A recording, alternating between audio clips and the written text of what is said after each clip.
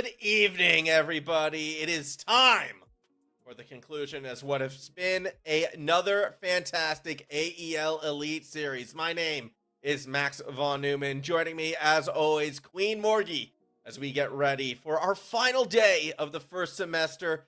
Morgie, normally these days, kind of bittersweet, a little bit nostalgic, but I don't know. I'm more excited than sad today because we have a grand final that really can go either way.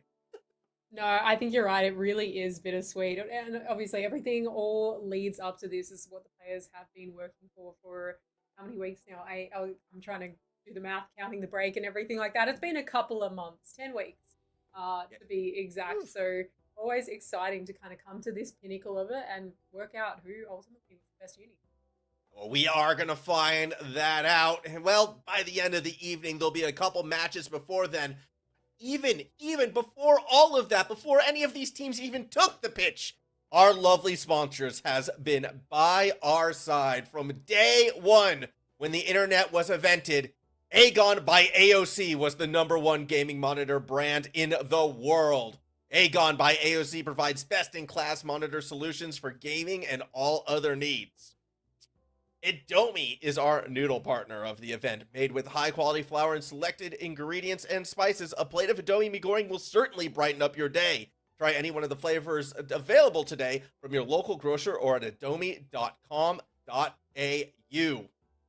Thank you again to our sponsors, and thank you all for tuning in. Open bracket finals. That's how we're kicking tonight off. Glad to see one of our elite teams in this final as well. Obviously, for anybody who's just tuning in or isn't too familiar with the format, the teams towards the bottom of the ladder do drop down into the opens to play for those finals. To play for those spots in the finals. And QUT Formal, we've seen them play before. We know what they can do, and they're here tonight. Well, are they here tonight? Because I'm looking at this roster and I'm seeing 2 subs. I'm not sure how here they are tonight, but you know who is here tonight?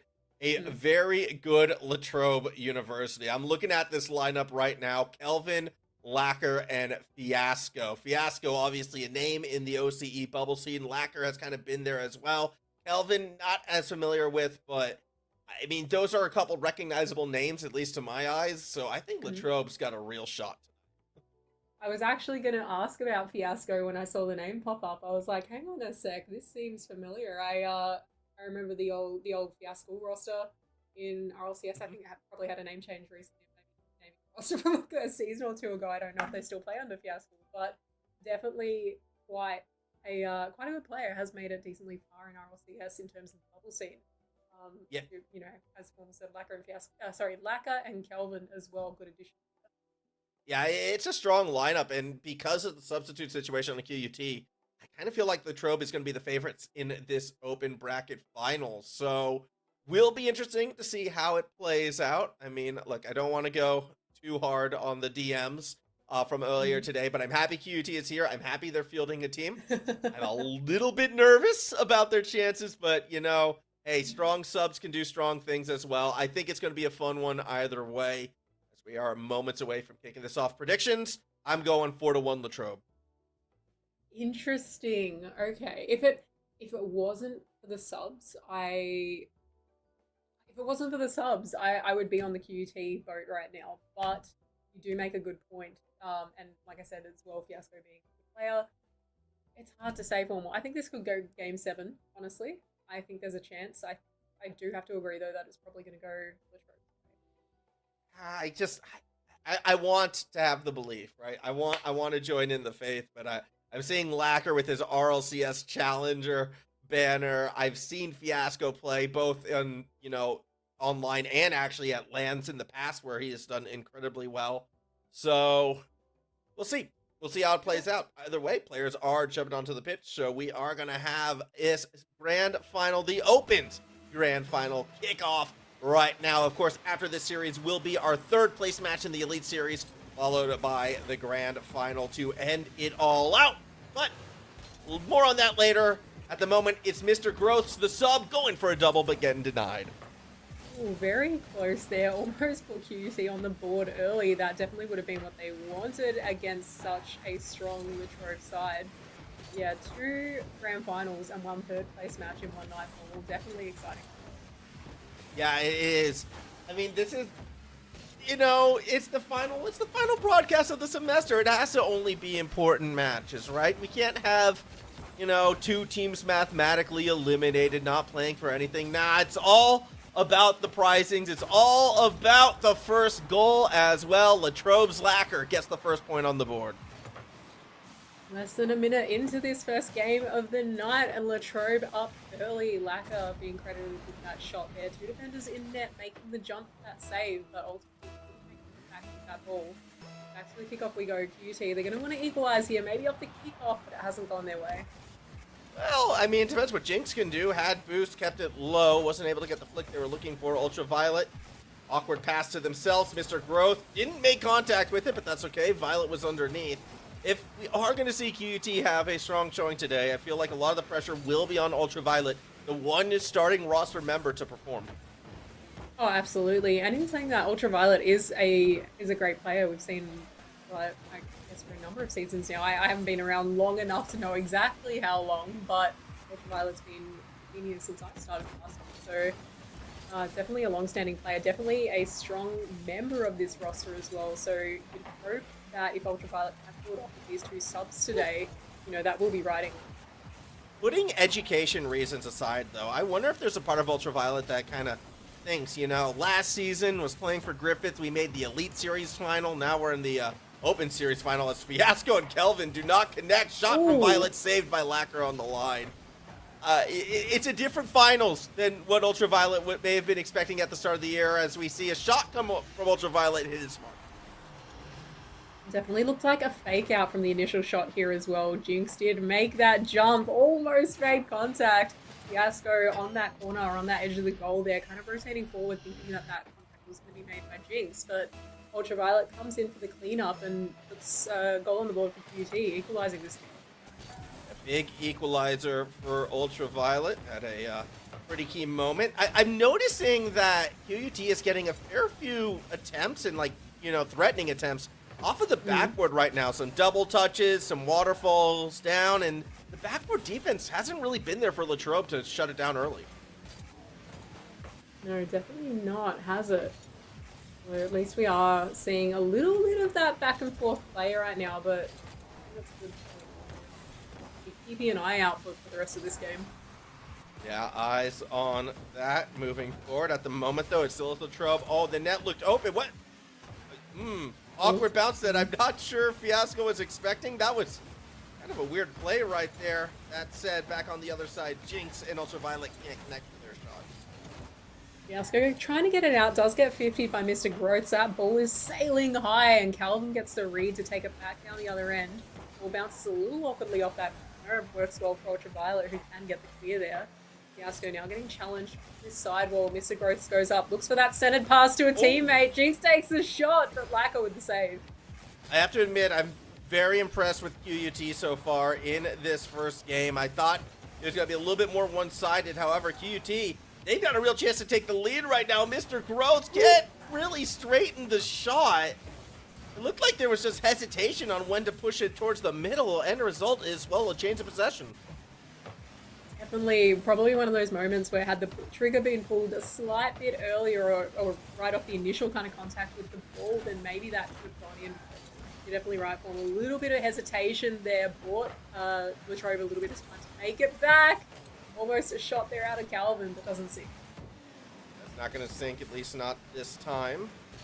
As we continue to see some pressure coming from the Latrobe side. That's Fiasco trying to set it up through the corner. Now Kelvin steps in. Ultraviolet burns all their boosts in order to get back towards the midfield. Swing and a miss from a couple of the defenders, but the third one sets it sailing. Well, again, back and forth game. I'm just not seeing enough threatening touches right now from either side. No, it does seem like they're kind of scoping each other out at the moment, not really putting on too many dangerous shots, not too many passing plays either. It kind of seems like an individuals game at the moment, rather than a team game for both sides. But QT now a pass to Ultraviolet, looking for that center pass to Jinx, but Lacquer's going to get the way. We'll see as Mr. Growth's first touch looks pretty decent. That said, here comes Fiasco, wants to play off the backboard, but won't get the next cut, so will be Growth's now. Doesn't find Jinx, instead finds Ultraviolet. Back to Growth. Shot was on. Defense gets there at the last possible moment. More pressure, though, coming from QUT. A demo in the middle of the field. I think this might be an overtime angle for both teams. Whether entirely intentional or not, that passing play did confuse Latrobe's defense a little bit there. Almost looked really good for QT. They kind of their composure on regathering themselves after that ball was going a little bit wobbly. Definitely played in their favor, but we are going to go to OT here. Maybe a shot from Lacquer, but he sends it a high tech back. Kind of pushed it towards the side as kind of fitting that our, most important day starts off with a very important overtime. Mr. Growth straight through the middle of the defense, yet all gets collected by Fiasco. Now back the other way, has Kelvin underneath. They do not connect. Jinx gets in the way. Had that been on target, it could have been a goal. Lacquer backboard demo, real chance. Ultraviolet was too far forward, doesn't get the shot. Ball is still in QT's possession at the moment, although Mr. Growth doesn't maintain control there. Jinx is looking for that center to Ultraviolet. A little bit of a double commit causes that to go to the sidewall. Mr. Growth can't get the double on that pass to Ultraviolet. A swing and a miss as well. Things are looking a little bit shaky for QT at the moment. Yeah, it's not the best spot for them to be in, but plenty of time to still come back. Here comes Latrobe, backboard. No one there for the shot. Fiasco too far out. Actually loses out in the 50 to Mr. Growth. That gets Kelvin in an awkward spot over the top of Jinx. Nobody in the corner allows Fiasco now to possibly find the play. A demo doesn't matter because Fiasco takes it in themselves. Great play from Fiasco here, having that composure to control that ball on the dribble, goes for the 50 on Ultraviolet, ultimately waits for Ultraviolet to jump and make that challenge first. Fiasco knew to go under after Ultraviolet had made the challenge and ultimately secured the game-winning goal. Yeah, pretty good stuff. Latrobe takes game number 1. Very close game, however. There were a little bit more opportunities, I feel like, in that overtime than in regulation once the tempo started to build up. And yeah, your prediction's looking a bit closer than mine in the fact that this one could possibly go 7. Very impressed with Jinx and Mr. Growths. Both of them, they were finding mechanical moments for themselves. Again, trying to play off that backboard. I'm hoping Latrobe can kind of shut down that backboard defense moving forward. However, yeah, I don't know. Game still feels like it could go either way. Yeah, definitely. I think that, it's hard to tell from game 1 because both teams are kind of scoping each other out. Maybe they haven't matched up against each other too often. I don't think, at all. One was in the Elite Series, the other wasn't. So yeah, true. I mean, like outside of the league as well. I don't know if these players are familiar with playing against one another. Maybe. But it is exam period though, so I don't know how much scrims would have been taking place. Good point. Actually, I didn't even think about the schedule of exams. This is still a university league, and trust me, I'm pretty sure that's why we're seeing 2 subs on the QUT side. To be honest, is because of said exam. So it always leads to interesting finals period as first shots come in, and that one's gonna go through. It's Lacquer putting it through. Defense looking a little messy here, allowing Latrobe to capitalize. I think, as much as game 1 was close formal, I think my concern here for QUT is that even though that was a close game 1, it felt like Latrobe individually, all 3 players have better composure, have better control when they have the ball. They're able to hold that possession and create more opportunities than QUT had. Don't get me wrong, QUT had some great opportunities of their own, but the rotation seemed a little bit scrambled. Even the ball control seems a little bit scrambled at the moment, and I think the later we get into this series, the more dominant Latrobe is going to get.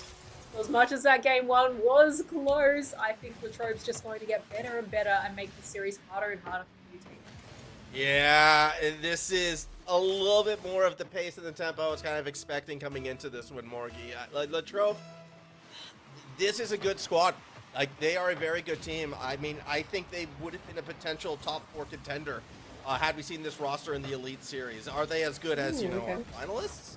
No, but I would have loved to see this team go up against UON. I think that would have been a very even, very, very close matchup. That's kind of where I'd put this roster on par with. So, yeah, it's an interesting one for me. We will see, of course, UON will be playing in our next series, in our Elite Series 3rd place match against RMIT. More on that at the conclusion of this one, but for right now, 2 points up in game number 2. Things looking very good for the Latrobe side. Definitely, although I don't think QUT are going to go down without a fight here. They're going to want to stay alive in this series, even with Latrobe up by 2 right now. They're not going to want Latrobe to win this game. They don't want to have a 2-game lead in a best-of-7 series. That's always a dangerous position to be in. Not quite reverse sweep territory, but definitely building towards it. Yeah, it puts the pressure, unfortunately, on QUT in that situation to win pretty much the next 2 games in a row. Because 3-1 is not much better than 3-2. 3-1, 3-0. They're pretty similar. They're each dire spots is what I'm getting at. So you want to make sure you do find, well, the next 2 games, if they don't get 2 goals now. Realistically, though, we're still kind of waiting for that second goal in the series right now from the QUT side. They might have a chance here. It's so open. Jinx puts it through.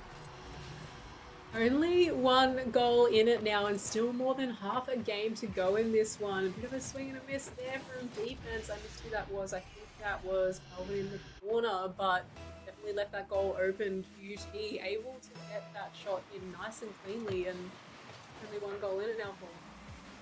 Yeah, 1 goal game. QUT maybe starting to fight back. Would be exciting to see from them. Mr. Groats.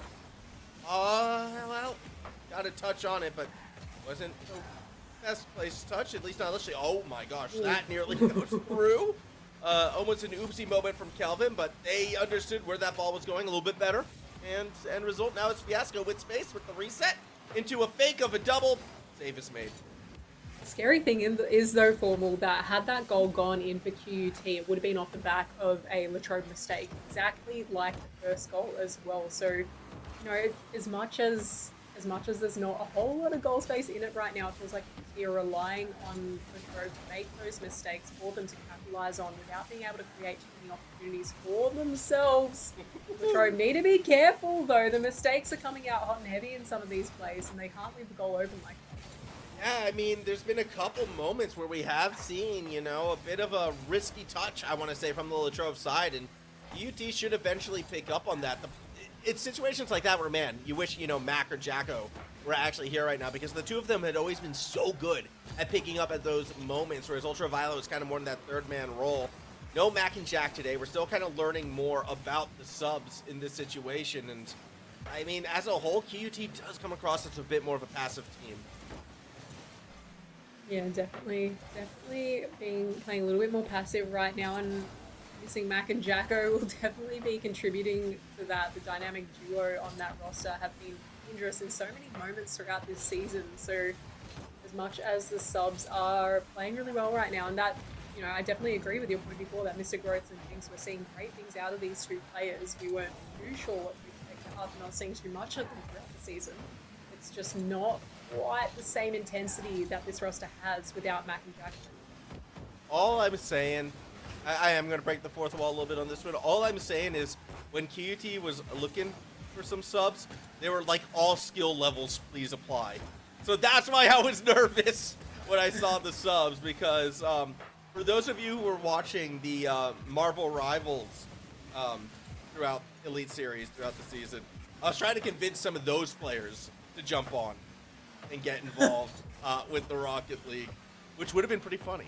But no, I'm glad they actually got, you know, 2 Rocket League players to keep this series a bit more competitive as shots get pushed towards the net, but none of them going in. I'll tell you who should have subbed. We should have had 2 casters super subbing. I think that would have been.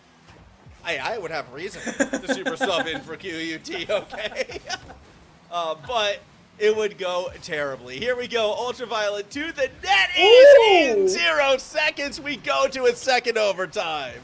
Hang on a second. Ultraviolet keeps this one alive. Lacquer jumps, doesn't have the power for it. Kelvin jumps as well, can't get the height on it. Ultraviolet equalizes this game on 0 seconds. We have OT. That was like a phantom bump on Lacquer, and either way, the kickoff's a goal.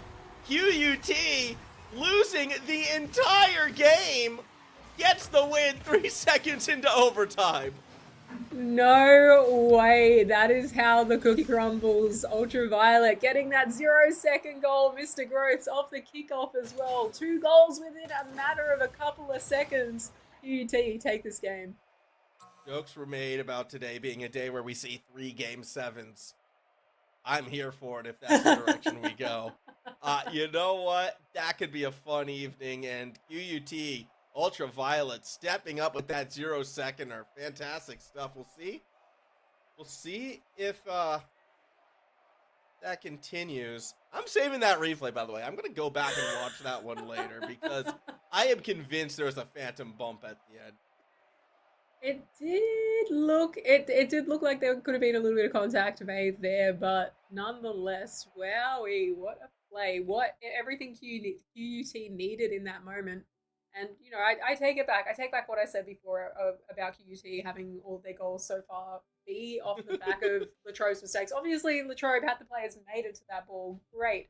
But that was an excellent play from Ultraviolet. Being able to take that into the net at 0 seconds and give Mr. Groats that opportunity off the kickoff, exactly what they needed to stay alive. Yeah, big time play, big time moment, and now we have ourselves tied. Best of 5, if you want to look at it that way. A proper Elite Series, if I would say so, but we're not in the Elite Series, we're in the Open Series, and Ultraviolet picking right up where they left off. Quick goal for QUT. Yeah, Jinx with the flick, or not really a flick, I kind of prop up to that corner. Net was open, Ultraviolet just had to slot it in. A nice early goal and lead for QT. Well, that's 3 goals within the matter of 8 seconds, technically. Yeah, fast and furious. QUT, that offense starting to click, and for Latrobe, a little bit of a free fall situation. Hopefully, will be countered by the team in orange, but for right now, it's just more shots from QUT. Ultraviolet wants to play the backboard. Growths is there. Can't tap it down and in. Looked like that was going to be goal number 2, but maybe not just yet. That's not how it's going to play out. Ultraviolet does get that double against the sidewall, though, to keep protecting that ball. Mr. Groats with a nice little flick off the back of the car. Can't get it past Kelvin, though. Ball is still in QUT's possession. Ultraviolet looking for the pass to the center. Doesn't get the flick. Yeah, not on that occasion. Ball going corner to corner. Fiasco. Oh, wasn't expecting the bounce to be that close to the net. Actually had to chase it down on the backboard. Still staying with the play. Lacquer and Fiasco try to create some space to Kelvin, but Jinx gets to the ball first. Desperate dive from Lacquer slows down any semblance of an attack. Here comes Kelvin now. Backboard's exposed. Ball's falling down. Good play by Jinx. Mr. Groats taking it back down the other way. A nice pinch, or almost a little bit of an EU from Lacquer there, but Kelvin does get the clear down to the other end. Mr. Groats a little bit dangerous taking that one in front of net. Maybe some pressure on that from the road, but no goal to equalize this for the orange side just yet. Just yet, but still a lot of time left, especially with Fiasco with space. You can see the reset. Not enough to go all the way to the net as all gets popped up. Lacquer, actually let someone get behind them. Here comes Ultraviolet now looking to take advantage through the corner. Gets the bump. Pressure coming from Jinx. Fiasco, oh no! No, it was a Fiasco right there. Jinx, credit for the goal. And not much boost from Fiasco on this one. Tries to make a dive, a jump for that ball to get in front of Jinx, but the turn from Jinx ultimately led to Fiasco being in the best position for that one. Got a slight touch on that, left the ball in front of net. It was an easy sink for UT. Yeah, crazy turn of events again. We were 0 seconds away from this being a 2-0 series lead for Latrobe. Now, in game 3, it's QUT up 2-1, looking to go up. Well, sorry, it's QUT up 2-0, looking to go 2-1 up in the series. Crazy how fast momentum can change in Rocket League, Morgie. It just takes 1 or 2 awkward moments and then boom, the entire series can get flipped on its head. Oh, absolutely. Back and forth. The pendulum swings in this game sometimes, especially when 2 teams are so evenly matched like these 2 are at the moment. A bit of a pendulum swing though in Rocket League. I feel like it's what makes this game interesting sometimes. You never know what to expect going into the series. Yeah, in a lot of ways it is what makes it so much fun. Is we are going to see that ball now up in the corner. Fiasco. First touch was pretty good. Goes for the pinch underneath. Ultraviolet stays behind it. Going wall to wall. Jinx from behind might get an opportunity. No, it's actually Fiasco who finds his way through the defense. Mr. Growths, oh my gosh, had to like put it in a dangerous spot. I'm actually a little bit surprised Latrobe was that aggressive right there. Mr. Growths was going right to the middle of the field with the ball. Yeah, I guess the aggression would come from being 2 goals down, and we're slowly ticking down to a minute and a half left here. I feel like once you get to that kind of minute and a half, even minute point, teams start to pull out a rotation, definitely press up a lot more aggressive than they usually would if they're down by 2 goals. It is becoming do or die if Latrobe want to stay alive in this game. And I'm sure they do, and I'm sure they will try to find a way to get themselves back in a living spot as ball gets cleared across the middle of the field. It's open. That's going to be game 3 going in the ways of QUT. Good positioning from Jinx to turn from the midway point at that. It looked like Jinx maybe, I missed it a little bit there, but maybe was seeking that kind of mid-boost pad. Noticed the ball was coming back down the other direction. Didn't rotate back towards defense. Up rotation a little bit there. But honestly, it was the best move needed in that instance for to set that ball in towards the ball. Yeah, it was a really cool play, really smart play, and unfortunately now for Latrobe, the free fall after that 0-second goal has continued. 5 unanswered goals in this series, favoring QUT. First game that's also not going to be going to an overtime is going to be this third game unless something absolutely crazy happens. Yes, there's still 50 seconds remaining, but I am, pleasantly surprised by QUT right now. This is a team that is really clicking. Good for them. 40 seconds left in game number 3. Absolutely. Maybe a little bit of pride on the line as well as the title for QUT being that Elite Series team, not wanting to lose to an open team for that final, sorry, I was going to say third place, for that first place position in this. They want to show that they are the more dominant team for a reason. They dropped down the Elite Series. Oh! They don't want to lose the Opens against a team from the Opens. No, you do not. It has been, it does feel like every now and then, though, you do get a team from the Opens that just comes through and takes out everybody. We saw that from New South Wales. We're not really seeing it from Latrobe right now. It's 4-0 in favor of QUT. QUT just looking so much more solid than they were at the start of this series. Movement is just more precise. The ball control is a lot better than they were doing in the first game. Seeming a lot less scrambled, and it's definitely paying off the formal 6 unanswered goals at this point. Yeah, and well, it would have been broken had there been another 2 or 3 seconds on the clock right there. Fiasco's breakaway will be stopped with the game, and it is QUT now up 2-1 in this series. Building off of that last game's momentum, Fiasco, really the only one on Latrobe able to get anything going for themselves that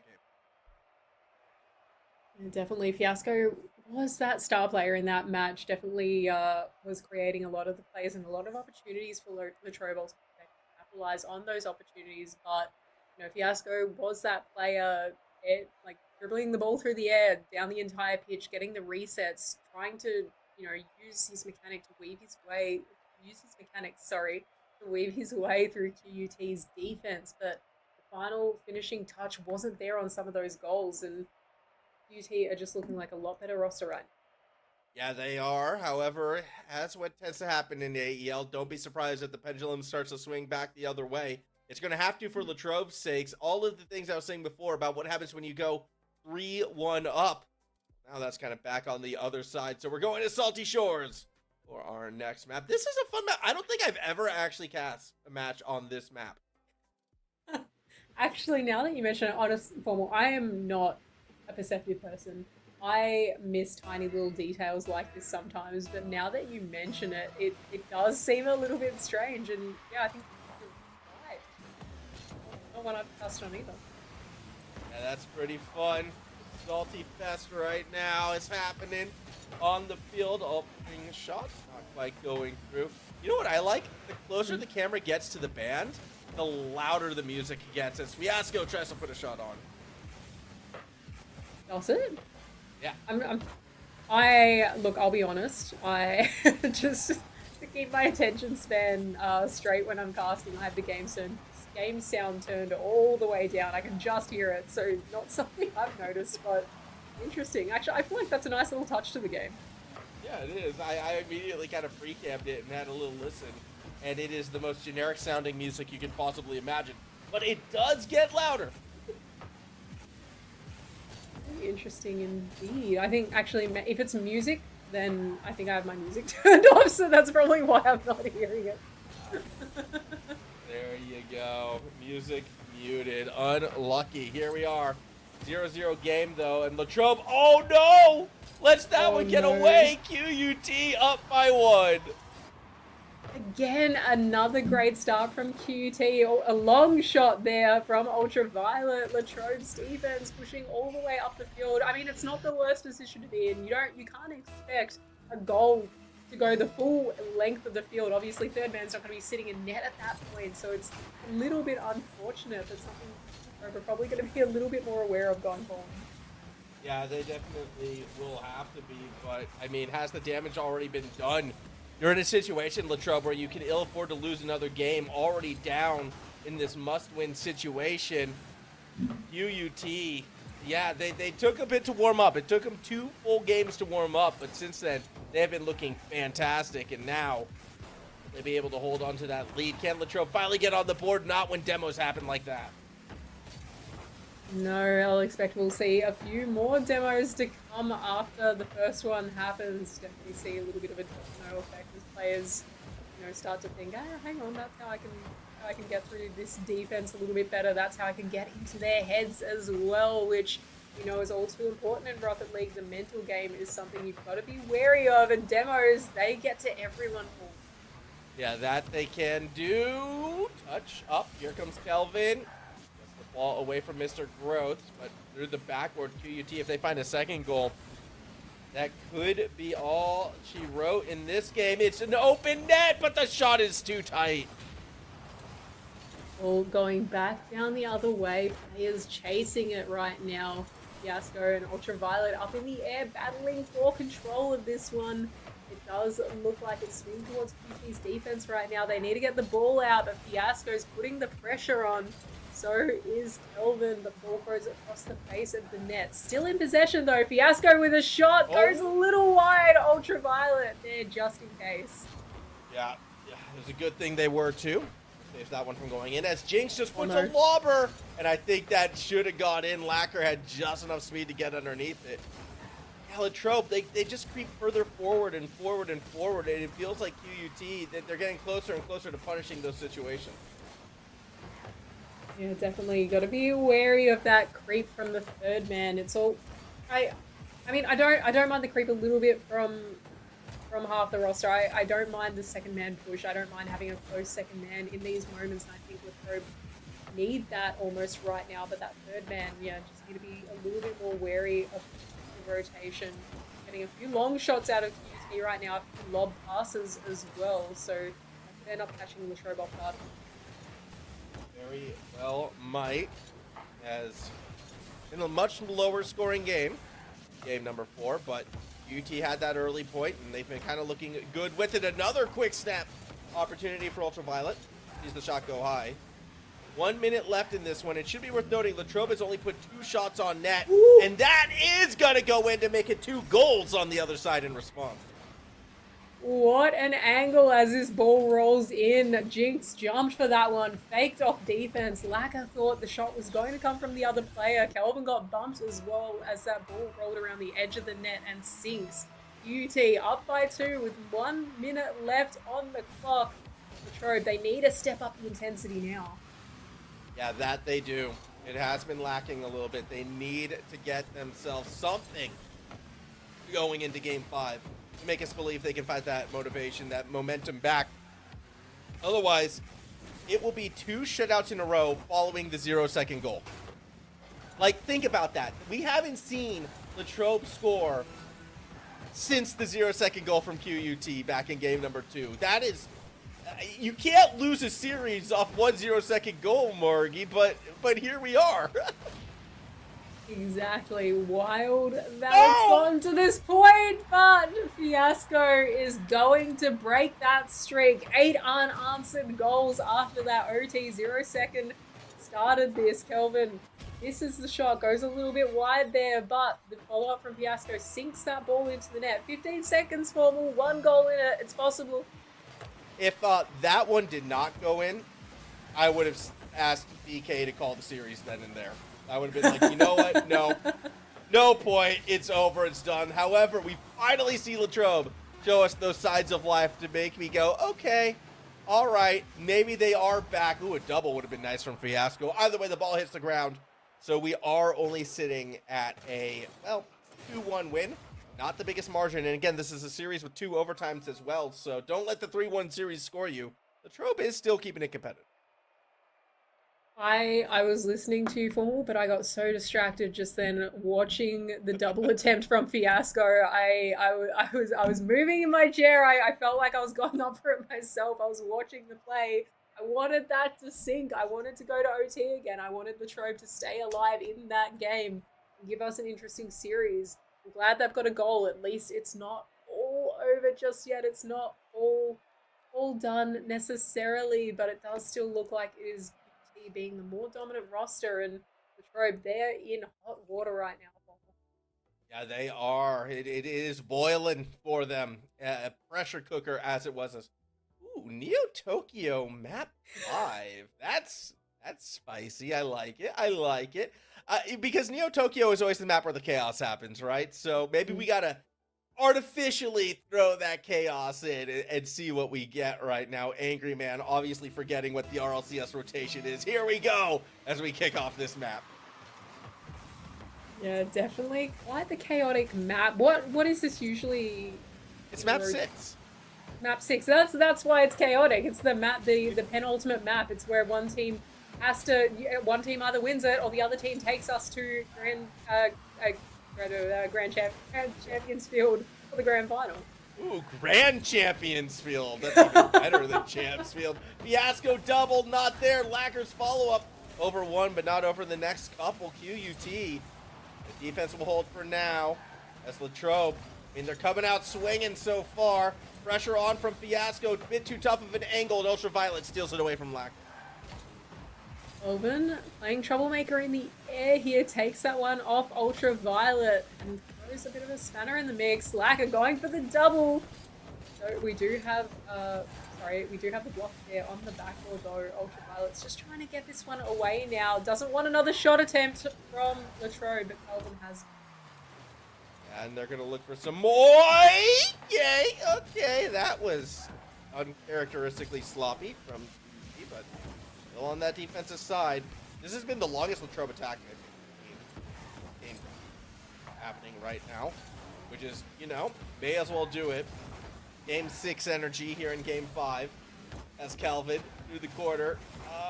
Does set up Lacquer, but can't do too much more after that, and Jinx should be able to bang it through.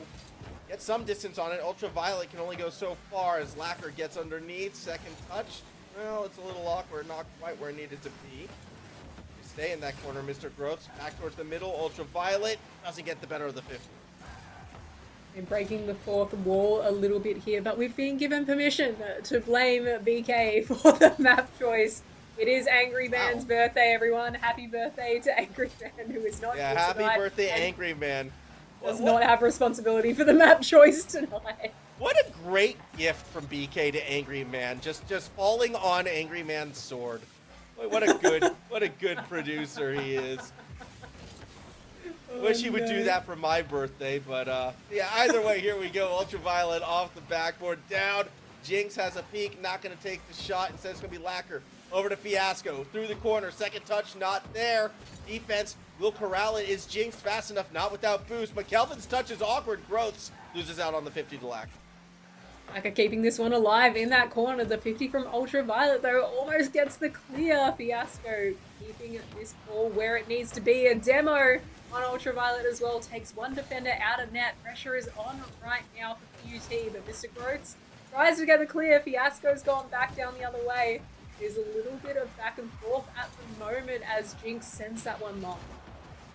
Here we go. Backboard. Violet actually, almost left it for Jinx to take the shot, but they're not able to get it. You see Mr. Growth wanted to get the pass to them. Fiasco gets underneath it, so now Growth has to play some defense.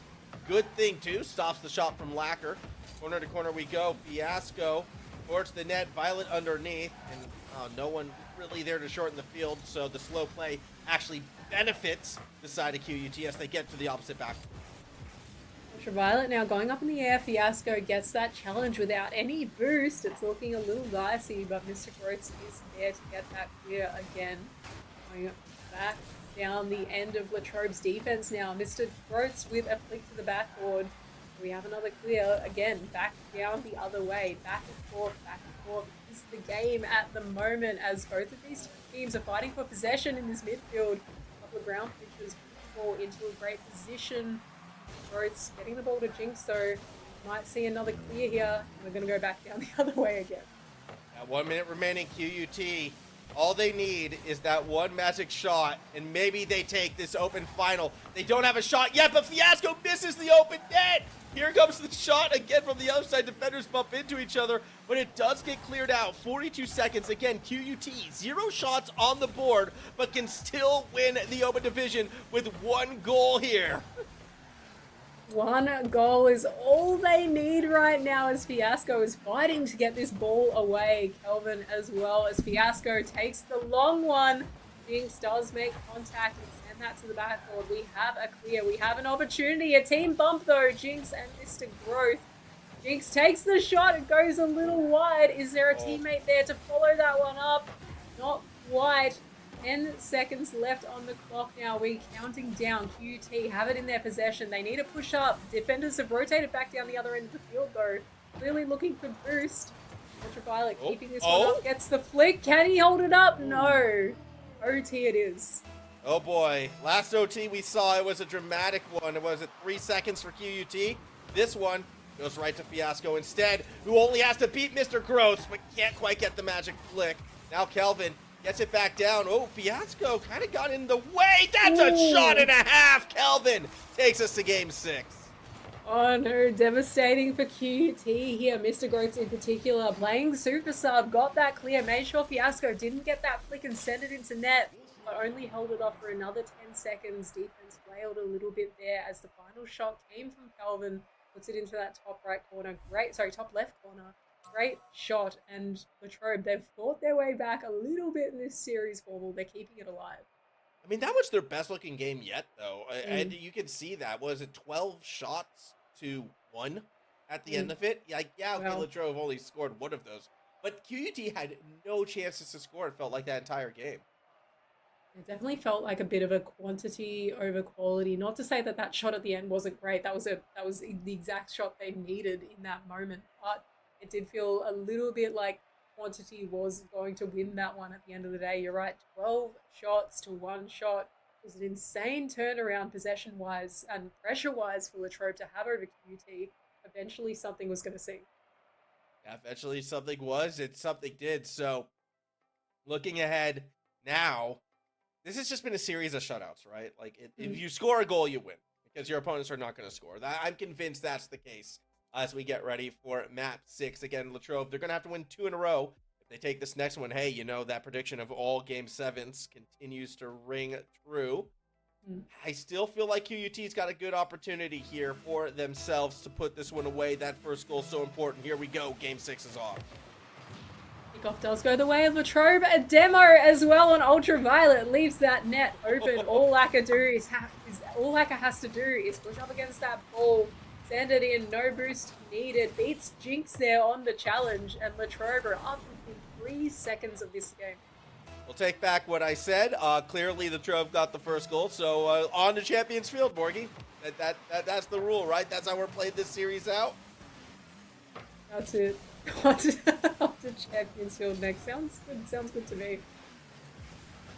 It doesn't like a good trip to Champions Field. It's where, you know, the game should be played. And probably is where we're headed as Lacquer puts one off the backboard underneath. It's Fiasco. 2-0 lead for Latrobe. Pendulum swing indeed is this series for Formalcasting with a great pass to that backboard. Fiasco with the perfect follow-up. Jinx, that is a hard save to read indeed. The Probe looking so much better in this game than the last two. They broke the shutout, they've broken that streak, and now they're coming back in this series hungry. Yeah, they are, and it's probably a good sign for it. Shots on, but yeah, ball. Corner to corner, it will be Kelvin, swing and a miss. Opportunity maybe for QUT if they can get it centered, but they cannot. Fiasco taking it down the other end of the field, Lagger keeping that one alive, but Kelvin jumps for it anyway. Need to be careful here with that third man. They're up by 2. They're probably feeling a little bit comfortable right now, but it's a dangerous spot to be in, a 2-goal buffer, when there is 4 minutes left on the clock still. 2 goals is not going to keep it doesn't really keep any team alive in a series if they make mistakes. No, it is a risky place to be in, and all you need, I feel like, if you're QUT, is just one to kind of swing that momentum back. But at that same token, I mean, since the start of Game 5, Latrobe has just been so much more the dominant team. As Calvin looks to throw it down to Fiasco, they can't connect. Ultraviolet has to be the next one forward. Left it for Mr. Groths instead. It's Jinx. Oh, if he had slow played it, it could have gotten underneath the pre-jump. Instead, Lacker makes an amazing read, and it turns into a goal. Fiasco, that touch at the end there was looking a little bit dicey, almost went a little bit wide, but ended up being perfectly positioned, went into that top left corner of the goal, top bins, you heard the dink, it hit that bar, went in, and now Latrobe, they're up by 3. Wow, it is a big lead and another big momentum shift, you can call it here, in Latrobe's favor. 3 goals in the first 2 minutes of Game 6.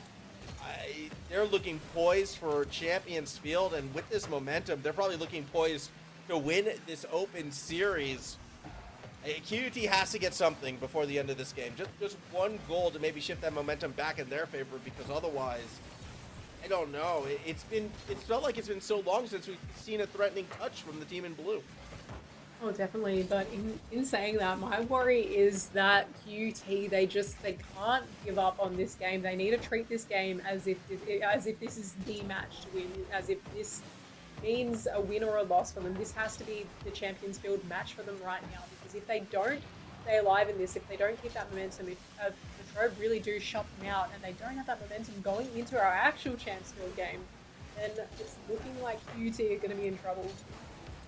I mean, it does already kind of feel like they are in a bit of trouble as demos come down. Calvin with possession. Flick. Oh, it's on target. Jinx, though, diving save. That's all well and good, but the player with the boost is halfway up the field. Like, QT, they just can't get out of their own half. They're definitely a little bit stuck at the moment. Probe just putting that pressure on and keeping it. Lacker goes for a long shot, but a little bit wide there. Calvin now looking for a touch to get that centered. Ultraviolet there. That's all away from the Latrobe players, though.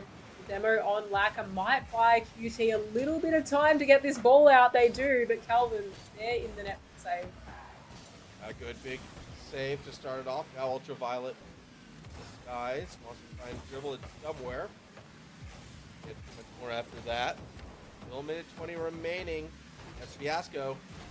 Actually, no boost on any of the QUT members. They were all sitting in net with 0 boost. Look at the circles, Morgie. Interesting, actually. No, there doesn't. Yeah, it's interesting that the players aren't focusing on those small pads. There's definitely a bit of boost starving going on from the Latrobe.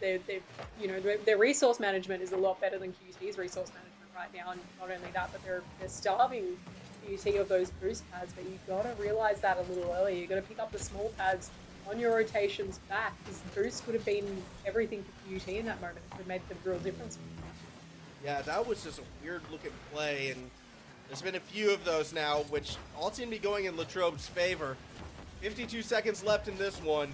Latrobe will be going to Champs Field after being won 2 in a row. Both teams 5 minutes away from winning the Open Series. That's it, but that's exactly how we want the series to go, right? We want to see Game 7s, we want to see Champs Field on the day where it all matters, on the pinnacle of this elite and open series of this season. This is exactly what we're wanting, and these teams, they're giving it to us right now.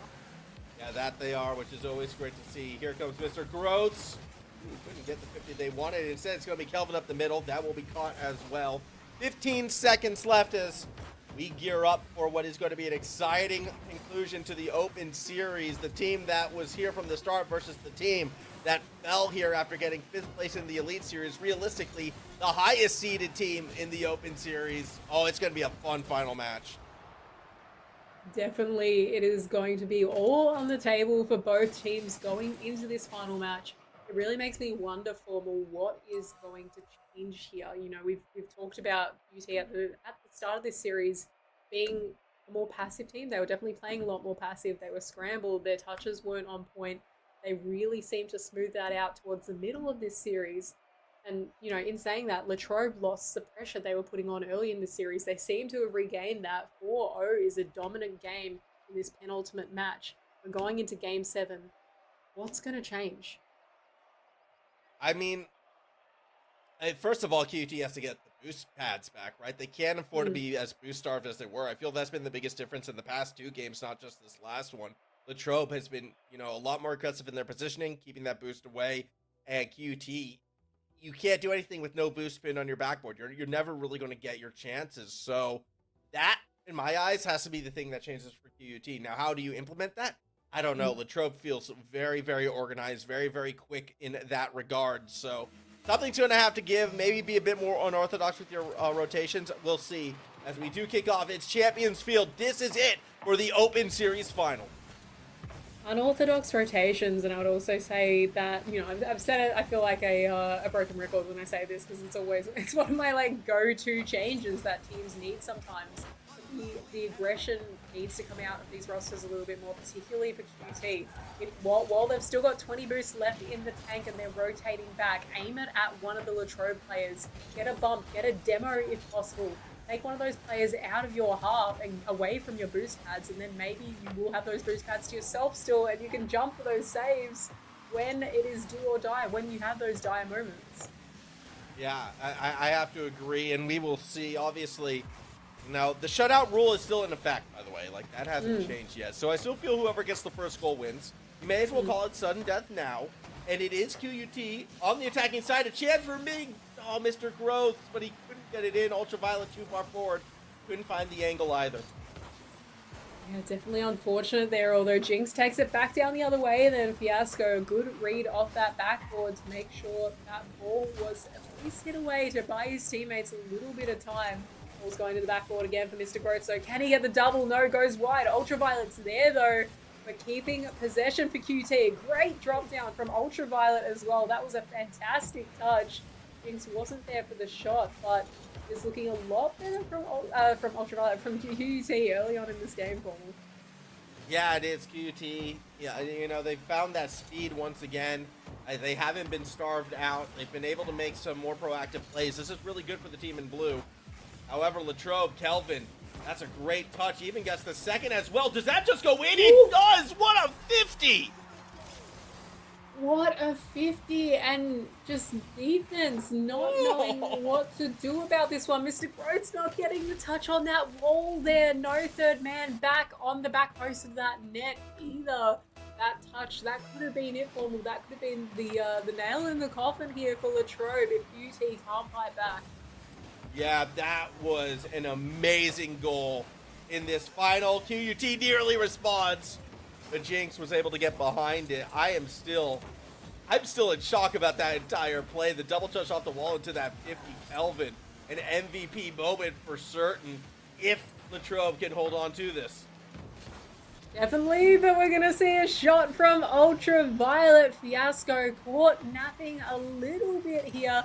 Kelvin tried to get that 50, ultimately didn't get the pinch. Jinx got the pinch before he could make the 50. Fiasco not ready for that one. Ultraviolet sinks the goal, and we have a tied ball game now. Yeah, tie ball game with everything to play for. It's been a long time since we've seen a game where both these teams have gotten points on the board. Kelvin not able to put it down and in. Fiasco, accidentally puts it behind themselves. They are able to recover, but Jinx already there still. 2.5 minutes to go in this game. Fiasco kind of ball chasing it over to the opposite side a little bit. That sets up Kelvin with a nice play across the Fiasco, but the shot's not on target. And we talk about the pendulum swing of the series. We talk about the pendulum swing of the midfield play. But the pendulum swing of this scoreboard right now is what's keeping me excited after so many shutout games. Shutout games from QUT in the lead. Shutout games from Latrobe in the lead as well. But we're going back to back with goals right now. Tied up 1-1 with 2 minutes left on the clock. Slowly running this down. It's, it may not be whoever takes the first shot wins this game, because right now they're looking pretty even to me. Yeah, they really are. I mean, it is going to be, I think, the next goal that wins it. And Ultraviolet has a real chance right here for something. Fiasco, gets enough of that. Even out of the net for now. That's a dangerous touch from Kelvin, but it's not going in the net. Jinx looking for an opportunity, not going to find it. Fiasco gets a deep clear instead.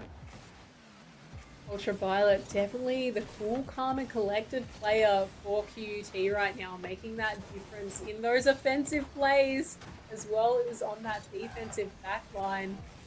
Latrobe trying to get this ball out. Jinx keeping the pressure, trying to get the pass into center, but Kelvin's there playing troublemaker. That ball's rolling towards net. Lacquer gets the save just in time, and Latrobe, they stay alive in this one. They've kept it a tie game. 1 minute remaining. Ultraviolet off of Kelvin. That gets the ball in a dangerous spot, but Fiasco will corral it out. Still only 60 seconds to go. Ultraviolet again in the corner, keeping it slow. Fiasco has to let that one ride. Leaves it instead for Jinx. Back to Mr. Gross. They win the 50 underneath. There's a demo. There's no shot. Jinx couldn't stay behind it. Ultraviolet eventually does get there. Now they have to play through the corner as well. Ball back down. Kelvin underneath pops it up. Mr. Gross can't keep it center. No shot, but I have to give credit to Ultraviolet there for the patience, not pushing up as third man on that ball. Second man had no boost. There was no room to push up. It could have meant a counter attack the other way for Latrobe, but he kept his cool. The shot now from Jinx goes a little wide. Fiasco gets the save. More pressure on from Ultraviolet. Ball going towards net. Players jumping for these saves at the moment. Mr. Gross, maybe an opportunity here. Oh my, so close. But instead we go to overtime. Maybe redemption for Gross. They get the touch. It's nowhere near the net. Oh, I gotta take my hands off my mouth. I am speechless. That ball won half a second more. That ball was informal. That was 90% of the way in on 0 seconds. That could have been it for QT. But instead they have to fight for it in OT in this one. Jinx trying to get this ball out. Does get the clear. The ball's in the center of the field. Ultraviolet looking for a shot here. A little bit heavy on the touch. Latrobe possession now. Trying to get this ball away. Yeah, they're going to try and find their chance. Ultraviolet now back to the middle. Fiasco, though, cuts it off to the backboard. Won't get their chance. Mr. Gross keeps it on the side as well. Here comes Kelvin to the wall.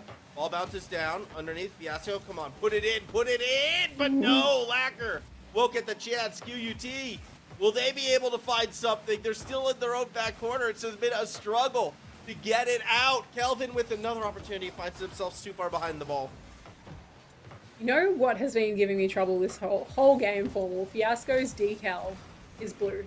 And I keep seeing Fiasco on the ball and thinking, oh, QT. And I'm like, no, that's Fiasco. The decal is messing with my head right now. But Lacquer, he's got a nice orange-sided decal, a red decal, making it a little bit easier for us casters. Ball's in front of net, QT, try to get it out, and they do, but it is centered again. Mr. Groats with a shot opportunity. Woo! Here we go, QT. They seek this ball. It goes into that right-hand corner. They take this game, Formal. They take this series. Yeah, it took an extra minute and a half, but Mr. Groats does get the goal that I feel like they were deserved from before, ending it in a Game 7 overtime. The Open Series champions, it is QUT. Well played to them. Well done for that side. And unfortunately for Latrobe, a little bit frustrating. They almost had that comeback come through. I think they're going to be a little bit frustrated with their play, but hey, you know what, QUT, they earned that win. Understandably for Latrobe being what I would say the stronger team in the first half of this series. losing that momentum, gaining it back in that second last game of ours, bringing it to Champs Field against QUT when QUT were on match point earlier than Latrobe, and then QUT just being the winners in the end here in OT. Definitely disappointing for Latrobe, but wow, QUT have really shown us that they can bring a series back. They can hold their mental when they need to as well, and they've come out the winners of this open series. Yeah, that they do. That they do. So again, congratulations, QUT, taking that in Game 7, our Open Series champions. And, you know, for a season that maybe didn't go their way, they probably wanted to be in the Elite Series playoffs, wound up short there. At least they were able to get something from it. But now we look ahead to our third place matchup. Coming up after the break, it's going to be UON taking on RMIT for third place in the Elite Series. All that and more when we return.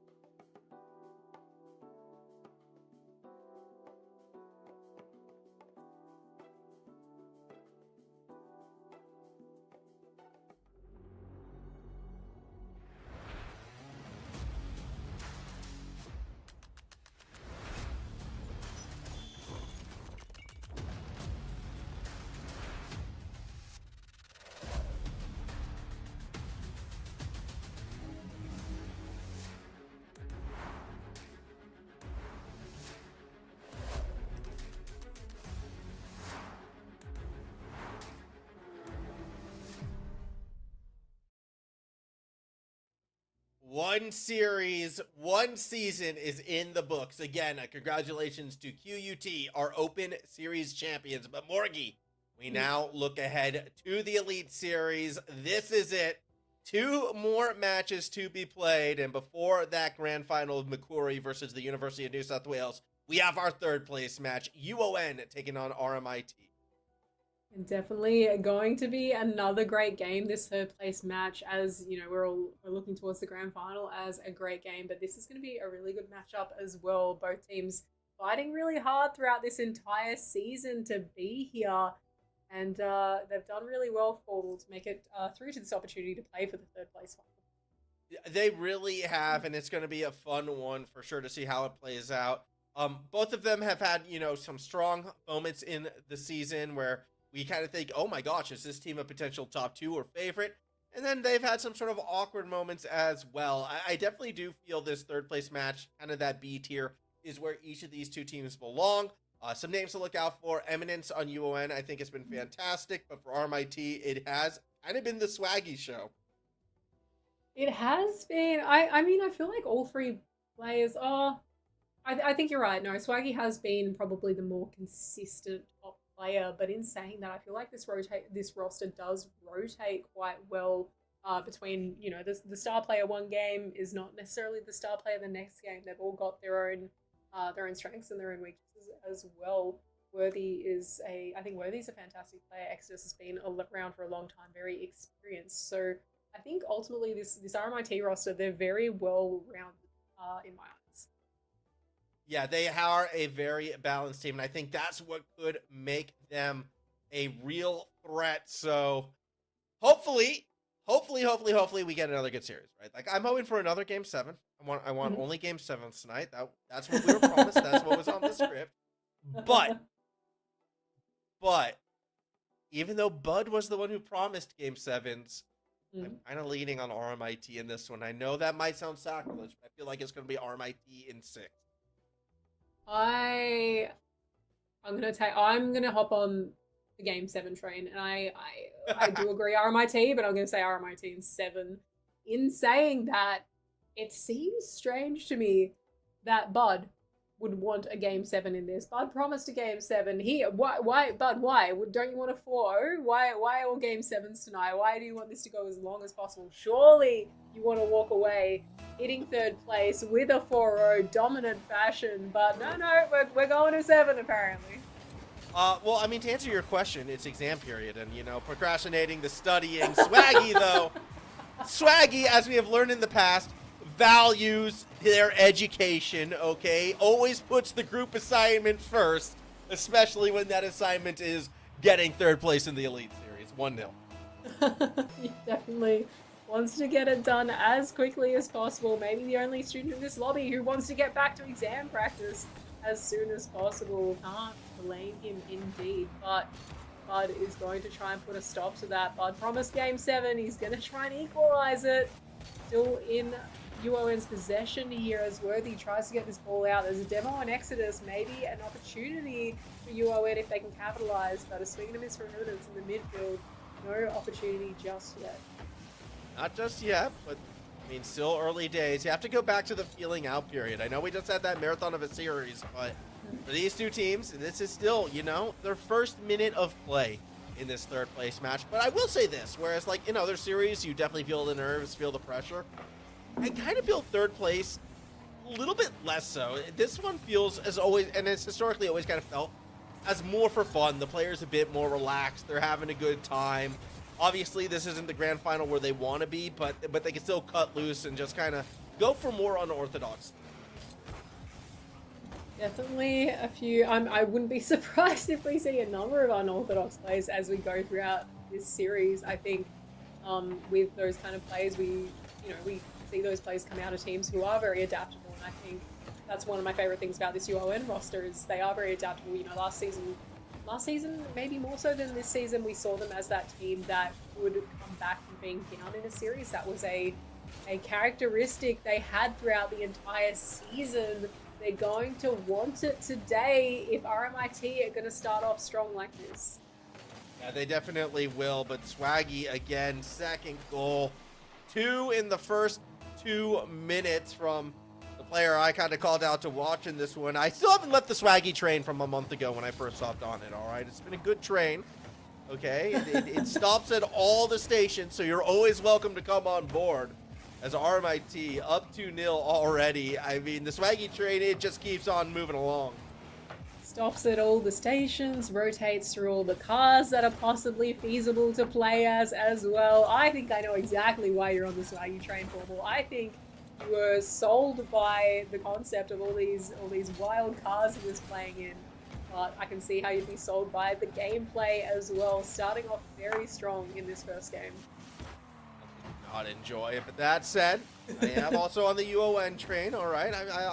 I'm a man of many trains to get to where I want to go. Worthy, though, may have derailed that one straight over Bud, and it's a 3-0 lead.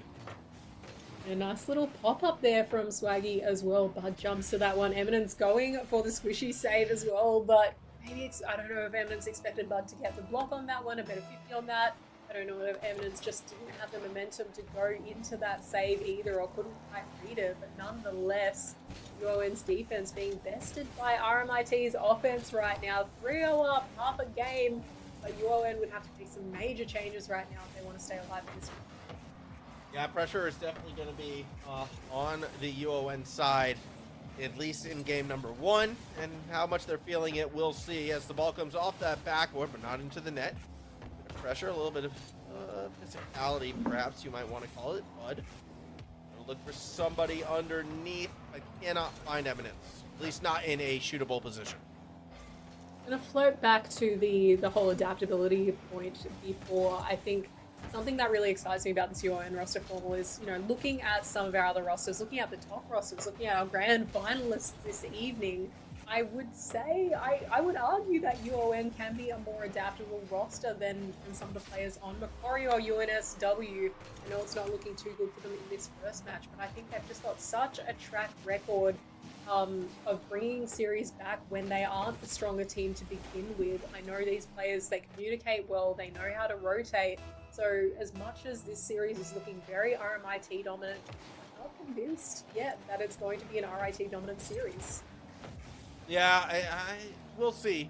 You can't really ever get like a good judge on a game 1, and especially veterans of watching AEL knows more often than not when a team wins by 4 or more goals, they lose the next game. It's what happens. It's the nature of the beast. It's the nature of the league. Plus, Bud did promise us a game 7, so statistically, the most likely way for that to happen would be the UON bounce back. That is Bud's biggest driving factor right now in winning some of these games, is not letting RMIT ruin his prediction. It's more about that than winning the actual series at the moment, but you're right. UON definitely going to stay alive in this one the next couple of games, but RMIT, they've got their foot down hard on that accelerator right now.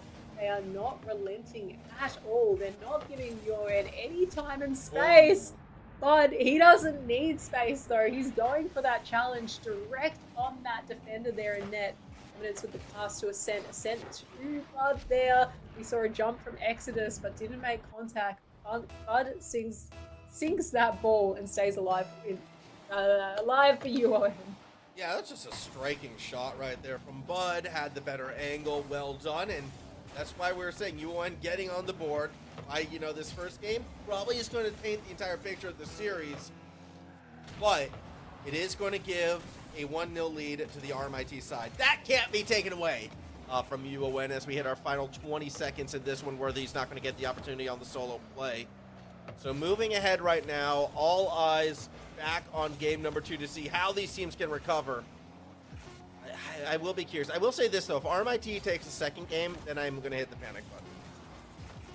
Yeah, I can see that. I can see RMIT definitely going in hard and fast the second game as well, wanting to create that same dominance they created at the start of this game. It kind of feels like it was at the halfway mark of this game. They were up by 3, up by 3-0. Ultimately, still up by 3 at the end of this game, but having that early lead definitely seems to be their rhythm.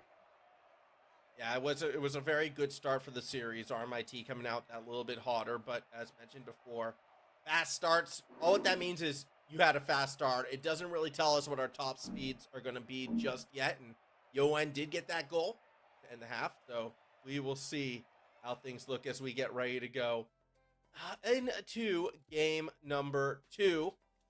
Back to the Forbidden Temple. See how they look as... I don't know, Morgie. No, I want to believe in the best of 7. I want to believe in Bud. But I also want to believe in Swaggy as well. This is the most torn I think I've ever been between 2 teams. If I were to be, you know, the biased caster as opposed to the unbiased one. This is the one that pulls the most at my heart. Well, we're trying to pick out of these 2 children right now who's the favorite. It's definitely it's a hard choice for me. I understand that. I understand no parent can pick their favorite. It would be very difficult for you right now, but Worthy, he's going to come in and put this first goal on the board for RMIT. Out of your 2 children right now, Formal, it's definitely looking like there's a slightly more athletic one. Yeah, Swaggy, I mean, that was a sick setup. Nice little dribble. Gets Worthy in prime position for that shot. And let's not take anything away from Worthy. Just downing that. So a 1-0 lead. Very similar start, actually, to game number 1 with RMIT just finding those quick points. Ascent now. Not going to get another chance. Ball in the lower corner. Bud wrapping it around. Is there anyone to connect with? Nope, it's just Swaggy. Over to Worthy. Across the midfield line. Ascent swings. Ascent misses. Could lead to some trouble. Swaggy now. Can't get it out of the corner. Or can he? Oh, he can! I was about to say it wasn't looking too great for Swaggy in this moment, but understand both missing that one. Swaggy's shot goes a little wide. It doesn't matter. Worthy's there for the follow-up. 2-0 within the first minute of this second game. Yeah, and again, we're just mirroring game 1 right now. Quick goals for RMIT. They're proving to be very explosive when they need to be, and this is a problem. UON, they haven't ever really looked as good playing from behind this season, I feel like. I'm trying to think back. Are there any historic UON comebacks? And I'm drawing blanks at the moment, so that's a little bit awkward for sure for the team in blue. RMIT, however, in control at the moment, and if they find that 3rd goal, 2 games in a row back-to-back with 3-0 leads would be massive.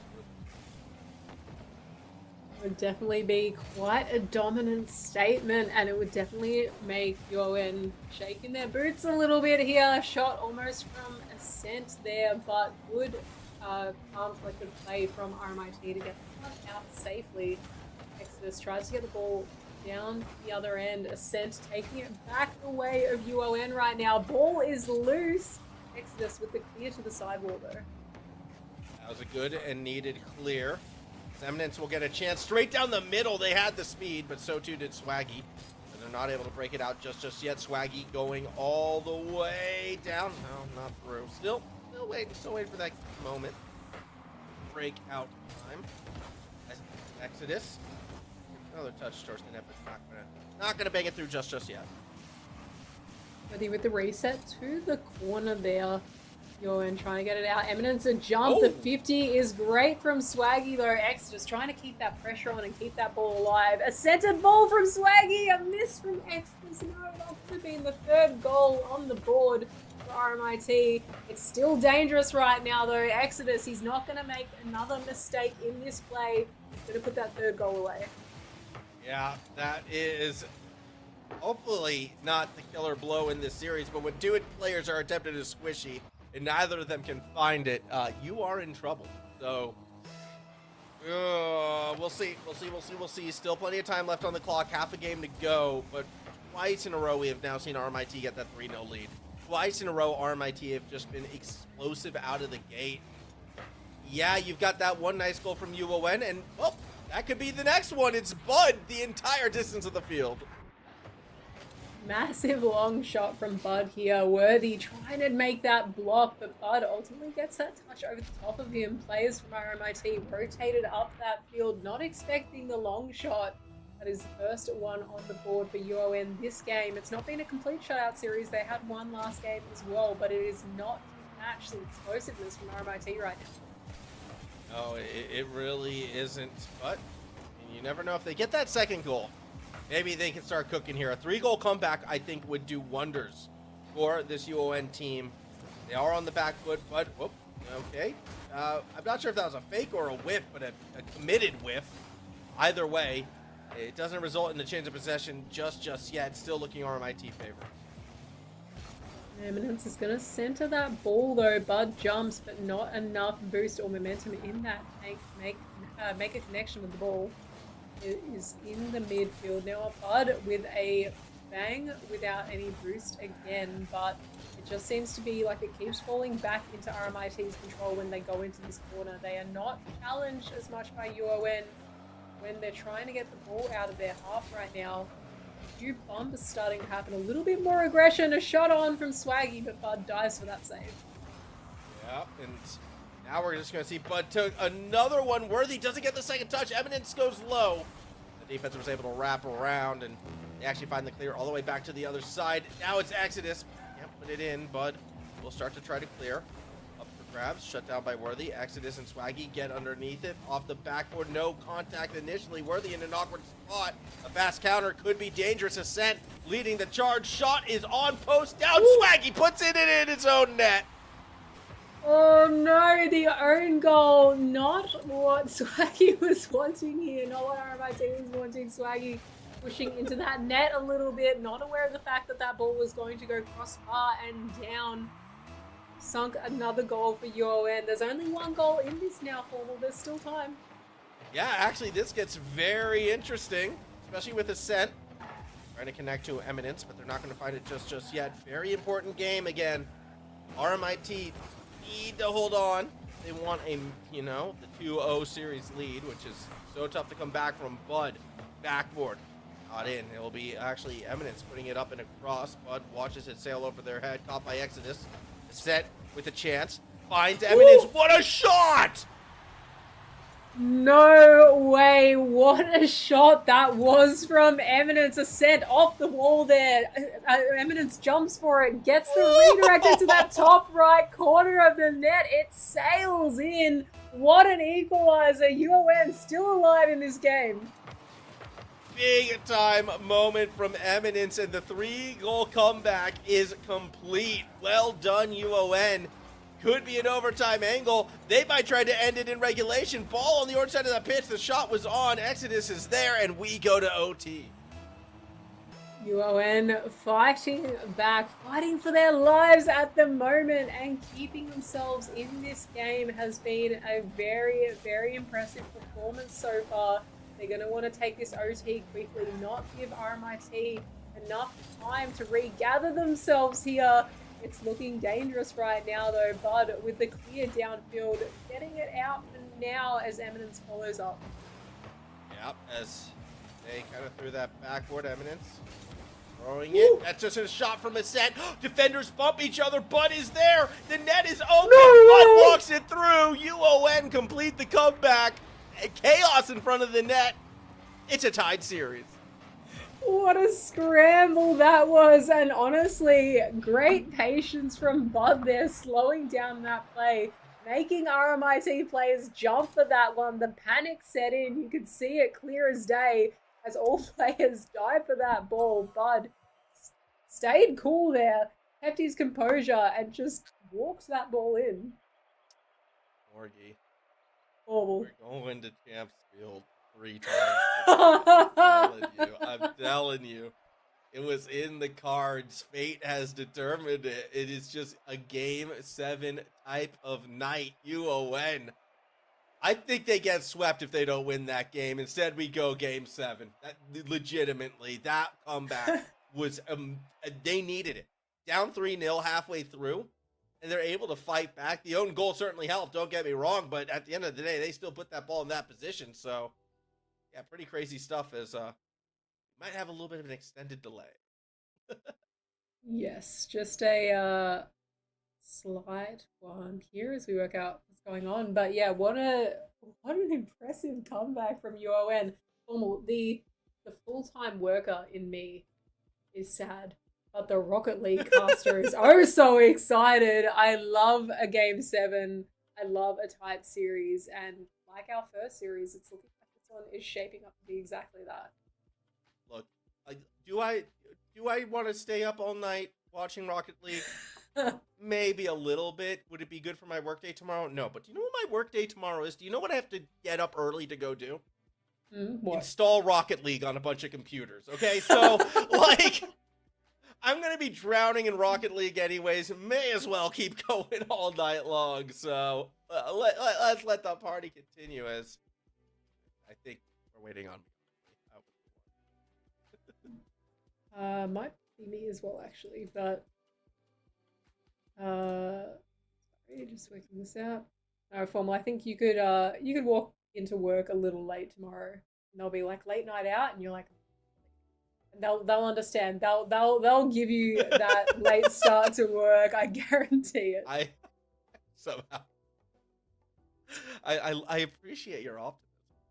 I appreciate. I'll ride that. I'll be like, no, don't worry.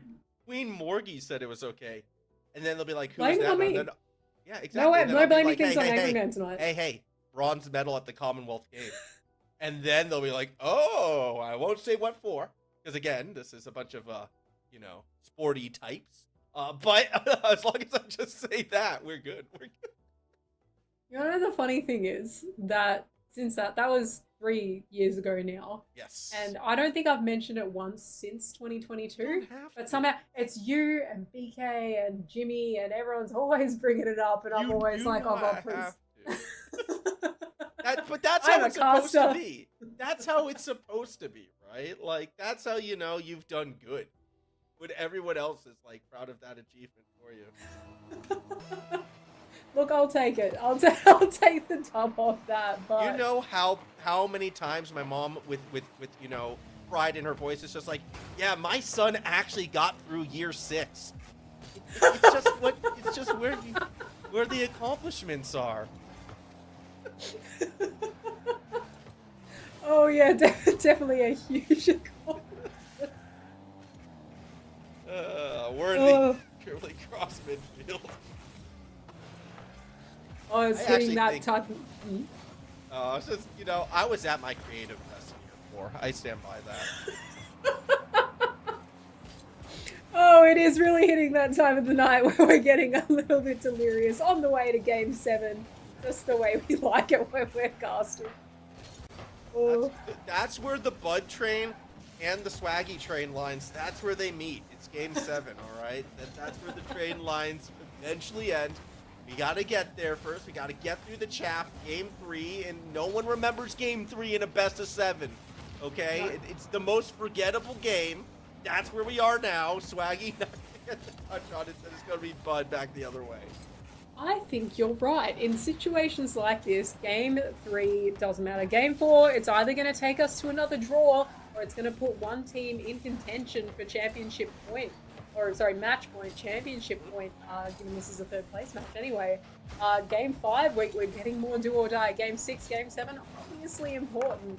Game 3, there's just nothing special about that. So we're yapping a little bit because of that. Gotta get it out. Yeah. Molds a bit. Brody, don't want it. Here we go though. Maybe you get a good clip, all right? Maybe that's what we're going to see. Worthy? Is it worthy of a clip right now? Double touch? No. Ascent gets in the way, denies it. This is the longest we've gone, I think, in any of our games today without a first goal.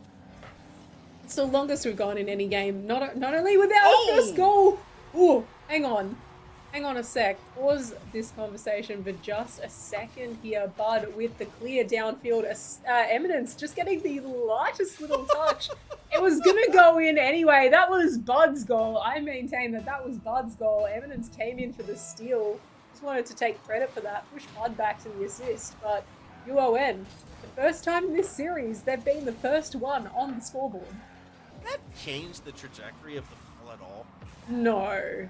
I don't think it Surely did. not. It did not look like it in the slightest. That was a very... That was, the definition of a delicate touch right there from Eminence. Fair enough. It's also 4 unanswered for UON. About to be 5 as Worthy gets another. Oh, wait. Never mind. That's the other side. That's RMIT. I take that back. Tie game 1-1. Other way around. I was about to say you said that, and for a split second, my brain was like, have I got it wrong? I questioned it that entire time. Paul. We got the equalizer out of RMIT. It didn't take long for UON to be in the lead for RMIT to decide that they're just not going to be happy about that one. They've got the equalizer. 2 minutes 15 left on this clock. I wonder if Swaggy gets another one in. So that's a fast goal. 2-1 lead. Wow. You know what? RMIT really did not like the fact that that first goal went UON's way, because 2 fast ones in response. Quick lead in their favor. Interesting position now for UON. We'll see if they're going to be able to bounce back, but doesn't look like it off this kickoff as, Eminence barely makes the save. That's it. Worthy now just trying to hold this ball a little bit, but we have got it propped up into the air. Ascent taking a shot on net. Swaggy, no boost in the tank, but does die for that save. Picks up the full boost pad as well. Handballs off to Worthy. Looking for a double here. Can he get it? Ascent beats him to the punch. Swaggy to the backboard though. Exodus jumps, but cannot put that one on target. Yeah, it's going to be a little bit frustrating there for them. I think that they weren't able to get on target just yet. Worthy now still able to actually get it all popped up, which is great for Exodus. Even better for Swaggy. Ascent makes a diving save, but the ball's still in a dangerous spot. Exodus just couldn't get the height on that jump to get the relevant angle for the shot. Opportunity could come a knocking for UON. Worthy, though, slows it down. Good control, good dribble, back to safety. Ball now in front of this net. Ascent trying to do everything he can here. Exodus trying to keep pressure on as well to keep this ball exactly where it is. Swaggy to the roof, puts the shot down to Worthy. The ball hits that side of the net. It doesn't sink. We heard the ding. No goal just yet. It was close, but not quite there. Bud's got a chance to pass it back. Exodus, well placed, gets in the way. With the half flip, they nearly actually go all the way back. They might with Worthy's help, and that's going to be the dagger in game number 3. Yeah, as much as UON came back in that second match, it's looking like RMIT have found their feet again in this third. Worthy puts another one on the board. There is a 2-goal buffer, 39 seconds. It's not like we haven't seen it done before. We've seen it tonight. We've seen 2 goals within the span of 2 seconds in our first series, so it's definitely doable. But right now, RMIT, they're just looking a little bit stronger and a little bit more in control of the game. Yeah, they really are at the moment. We'll see how long that will last as the ball comes its way through the corner. Swaggy tries to control it as, an awkward pinch nearly led to an Exodus own goal. Still 13 seconds, and with Worthy playing keep away from Ascent, time just not in favor of UON. So, the pendulum swings back in favor of RMIT, again punishing the team that scores first. The end of this game out. One more goal for Worthy, because why not? Exodus tries to steal it. Eminence keeps it up before letting it fall. 2-1 series lead for RMIT. It's looking good for this side in orange right now. UON, they're doing well. Eminence really does seem to be that standout player on that roster right now, keeping their chances alive, but not enough to take out that game just there. Swaggy and Worthy both with goals to their name. Exodus not just yet, but playing well in defense to keep UON out of scoring. Yep, they have been, and that's going to be a good sign moving forwards. I'm nervous for UON. Even like the fact that even though UON did get that comeback and won the last game, the fact that RMIT wasn't phased that much, it looked like going into this one after the 3-goal comeback, has me a bit more confident that RMIT still probably is the favorites in this series, not just because they're the higher seed. They just have felt more composed at times. But you never know. You never know. I say that they're also the team that gave up the own goal, so be that as it may. We'll see what game 4 looks like. If the pendulum keeps swinging, we're going to game 7. If RMIT does take this one, though, it's going to be very, very dangerous for UON moving forwards. I don't know if UON can win 3 in a row. I mean, I don't know if they can win 3 in a row, but I don't think next game... I don't think... If RMIT win the next game, I don't think it necessarily carries on to the game after. I don't think they necessarily take it. Well, no, because UON then wins the next 2 to go to game 7. That's already been established. Oh, of course. My bad. Yeah. 1-0 lead, though, by the way. RMIT did get a quick goal right there. It was a nice shot. All goes in. Congratulations, 1-0 lead. And I look, the first goal has been a curse, not a blessing. It's not a reason to celebrate so far in this series. No, it's not. It hasn't been. Usually, I mean, it's when we have lower scoring games, perhaps it is a little more indicative of who the winner is going to be. 2 goals within just over 30 seconds, 34 seconds, Formal. A long goal from Swaggy here, all the way down the other end of the field. Eminence looked like he was playing as third man, but a very wide third man, not really protecting the net there. Yeah, that was weird. I saw 2 players on UON with full boost in the back corner. Also heard some very animate language from our one angry man living up to his name, being incredibly angry at the situation. Happy birthday, angry man, by the way. Here comes a set. This looks very good. It's not though. Swaggy diving save.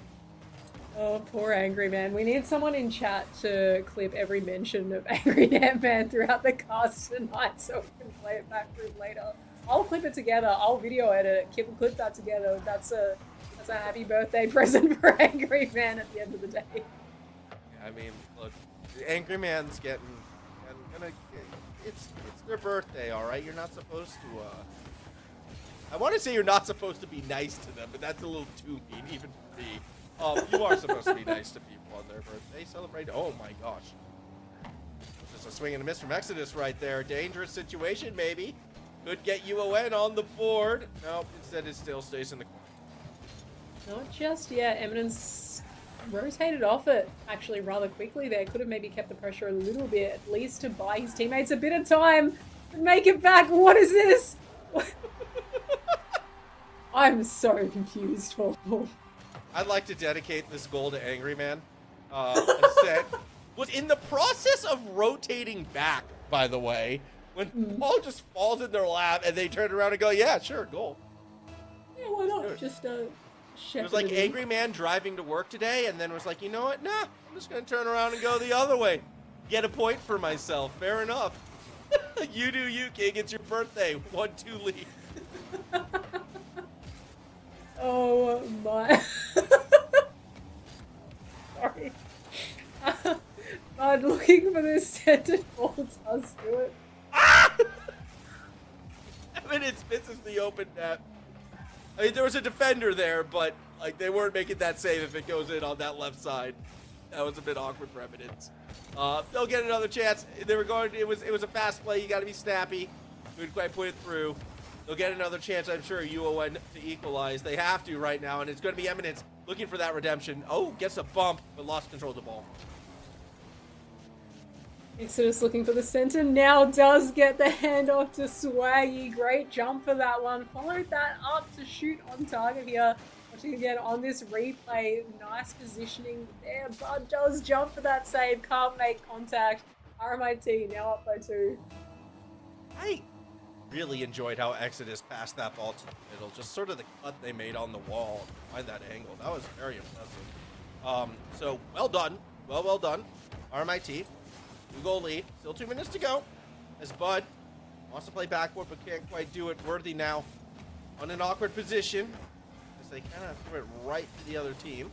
Now we see a better clear. In fact, that nearly goes all the way. Eminence has to make a diving save, gets himself stuck on the post. But Bud does a good enough job to get the ball back to the orange side of the... Eminence with a shot there. Worthy jumps across the face of the net and does get the save, keeping UON out of scoring for a little while longer. Eminence puts it back down the other way. Worthy again with the block in that midfield there. Being, honestly, UON's worst enemy right now in this midfield. Although Ascent with an opportunity, the long shot, no boost, doesn't need it. Demo there on defense from RMIT. It's not enough. No time to make it back to that ball as Swaggy got demoed there. Sorry, can't rotate into the net, and we're back within 1 Formal. Back to a 1-goal game. Do we see another comeback? Is this another comeback angle? It's not a 3-goal comeback. It'd only be a 2-goal comeback. But I mean, I don't know. UON. They got the ice. I called them out before for not really being a team with the ice. Well, they've had it so far today. See what happens. Eminence puts it around the corner. Here comes Swaggy. Got the second touch. Defense will chase Ascent to the middle of the field. Tries to stay underneath it, but Worthy pops it up. Caught by Eminence. Opposite corner. Down. Nope. Still high. Fair enough, but with nobody else to go up there. Very easy for MIT's defense to just sit and wait for the ball to fall in their lap. Definitely playing a little bit of timekeeping at the moment here as they're wanting to make sure this clock ticks down. UON not allowed any more opportunities if RMIT can help it. Ball is in the corner. They do not want this to go to OT. Swaggy with a pinch on that sidewall. Kind of gives it away to Ascent there. Bud with the follow-up into that corner, but Worthy, great positioning, manages to get the field. Big clear, and oh my goodness, that one almost actually snuck underneath the crossbar. 15 seconds still to go. UON, they're in their own half. They've got to go the distance, and there's a chance for a set, but the 50 goes the wrong way. Bud doesn't collect the boost. In fact, just threw it straight to Exodus, who missed the open net, probably because they weren't expecting the free touch. Either way, that should do it for this game. We're on 0 seconds. Exodus will let it drop, or will he actually? That came off Swaggy, and the ball does hit the ground. Almost looks like we were going to have another shot there out of UON. That would have been another crazy OT we would have been sent to, but RMIT have taken this game for 2 goals to Swaggy, 1 to Exodus. All players at the moment doing their best to contribute to this match. Ascent, Eminence, and Bud also honestly did very well that game. There was only 1 goal in it, but RMIT just a little bit strong. Bud promised a game 7, and they had 0 goals, 0 assists, 0 saves, 0 shots, and under 100. But come on, there's character. Actually, hold on, Formal. I thought of something. Okay, Bud. I'm sidetracking here. Bud related. Yep. I thought of something before. Where had the Bud chance gone? That's what we're missing. That's why Bud. That's why we had zeros then. Where are the Bud chant? Where are Bud fans in chat? Where have you all gone? I remember last season you were all here. You were annoying us while we were mid-cast. Ever since Bud arrived on the scene, but I have to admit this has been their best season yet, and it's been a decent amount of fanfare. Bud ditched the fans. All right, threw them aside to focus on better gameplay. Okay, that's all I'm saying. Not going to entertain the fan anymore. Yep. The rockstar lifestyle was too much, and they had to focus on the music. And well, fortunately, they want to keep playing on stage. Got to get themselves a pretty nice rally here. Bud backboard. Not going to be the solo play just yet. In fact, that's going the other way. What a touch from Exodus. What a long goal. We've had so many long distance goals this match this series, this tonight even. Exodus with the latest one there. No one ready to defend that save. Early on, RMIT up by 1. That was just a very dramatic start, I suppose, to this game. And now RMIT with the 1 goal lead. If they hold on to it, they will be walking away in 3rd place. Pretty good for them. I know that our producer could possibly be happy to be like, hey, we're back on our normal timetable. So I can see smiles on that face right now. But think about UON. All right, UON still wants to get back in this. Bud wants to get the fans back, so I imagine they're going to fight till the bitter end. That's it. UON deserve to be here. They promised a game 7. We're looking for it. Infinite Gravity in the chat as a fan there of Bud kicking off that chant. We need more of that, guys. We need more of that in chat. Bud needs a little bit of fuel here, a little bit of reliving the old days when it was all about Bud in this chat. We need that again for UON to stay alive. Get that going as best as you can. RMIT, UON, they're needing it right now. They really are, but at that same time, Bud is going to build on it. That's why you cheer him on. He needed the spirit bomb for that shot. Big strike, tie game. Infinite Gravity, that was all for you. He saw that message. He came in swinging, puts that goal past Swaggy, equalizes for UON. They are still alive in this series. They're still alive in this game. They've got to win it, though, to keep RMIT from taking this 3rd place. It's going to be a tough ask, I imagine, too, because, well, RMIT's a dang good team. Ascent trying to get it towards the net. Ball stays in the corner instead. It will be Worthy who gets underneath it. Into some traffic. Ball gets away from him. Ascent still wants to play the corner. Swaggy now lets the ball sail high off that challenge. Eminence just gently nudges it. Stay corner to corner. Now Swaggy looks to set something up. Demo in the background, though, is Eminence unworthy. Means Exodus is kind of that third man. Does enough to keep the ball in the forward half. Swaggy nearly there for the shot. Ball in the center field. Exodus takes it to the wall, looking for Worthy. Does get the pass off. Swaggy's there for the follow-up. Pod gets that save, though. Ascent taking it back down the other end. Exodus misses. Whoa! Oh, Oh no. oh boy. Oh boy. Exodus, I mean, he hit the ball. He He hit the ball. It was one of the worst touches I've ever seen. There's like no momentum behind it. It actually kind of looked more like the ball hit him. But there was contact. There was contact, just not exactly where that needed to be. But UON, they're happy. They're all smiles right now. Honestly, at this point, I don't blame them. I'd take any goal they can get to stay alive. But Exodus, he's not happy about that one. He's got a point to prove. He's going to take it back down the other way, put RMIT on the board again, and tie this game up. Much needed Exodus goal right there. After that last play, there you go. RMIT back on the board, back in contention to maybe put this one away. As the kickoff almost goes in their favor as well. Okay, I just realized why I don't think this map is played that much. I don't know if you noticed in the background, but that stage, the lights were going crazy for a few moments there. Like, just flashed everywhere. Yeah, maybe a tad bit of a distraction. I don't know. Would you not call the eggs a distraction, though? No, the eggs are the ambient crowd, and they sound somewhat static. Oh, no! How is that not a goal, Morgie? Oh, no. We're seeing a little bit of messy play now. A little bit of chaos out of both sides as they are... There's panic setting in, Formal, that's for sure. Exodus with a dunk there on Bud. Bud just trying to get it out. Ascent, no boost. Can he get it centered? He can. But Worthy reads that. He knows what's going on. Eminence here in this corner. UON, they need a goal quickly just to keep RMIT out of contention for taking this series right here, right now. Yeah, that they are. Here we go. A set. Reset. Pumped out the play, but Bud's underneath. It's a shot on. Exodus will save it straight into Worthy's hands. Worthy will get it straight to Swaggy's hands, centering touch, but not in. Again, right now, it is RMIT looking for a third place securing goal, but they're not going to get it yet.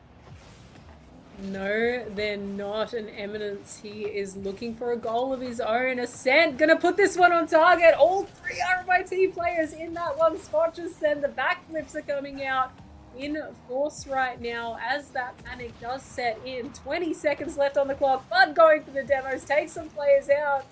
Swaggy, he does get it down the other way. Formal, it is looking dicey right now. The demos are coming out. The jumps are happening for those wide balls. It could be anyone's game. It really could be. Says Worthy almost gets the most insane reset. Eminence, that touch ain't it. Swaggy, though, isn't able to get underneath, and we go to an overtime. A must-goal situation for UON. RMIT, if they get that one across, they do take this series. And, very fortunate for Exodus. Bud was a little bit too far back to punish there. Shot, is it on? Is it in? No, Ascent denies. Well, the follow-up from Swaggy, that was on target. It was looking like it was going to go in, but Eminence does get that save. Ball is going to the side again. Bud picks up that full boost pad, doesn't rotate towards the ball though. Delays it a little bit and gets the block on Worthy there. Another jump from Eminence, takes one player out of the play, gets rid of Swaggy with that demo. Ascent going back down the other way, looking for a double. The touch from Worthy to the roof wasn't it. Put his teammates in a dangerous position, but no goal just yet in this OT. I mean, you can see what Worthy was trying to do right there. A very spooky moment nonetheless. Here we go. Eminence gets a bit of power off the musty approach. Now Worthy 1v1 against Bud. Takes to the skies. Air triple bump. Not this time. Bud avoids it, but can't avoid Exodus, who puts it off the post. Bud bumped away from the plate. That allows Swaggy to get another touch. Eminence, though, from the backboard, keeps the elevation. Bud looking for demos, but can't get to Worthy in time. Now Exodus with a chance, looks to slow it down. Bud is able to recover. Double commit from RMIT. Could open the door for a counter. Swaggy gets in the way. Eminence now seeking this goal, gets the reset, doesn't do enough with it. Ascent with the shot as well. Bud swings on the follow-up as third man, almost leaves their defense open for a counter-attack. Not just yet, though. Eminence trying to get it back down the other way, delays that 50 in the air. Swaggy now with control. The ball is centered. Can Ascent take a shot? No, Worthy just makes it in time.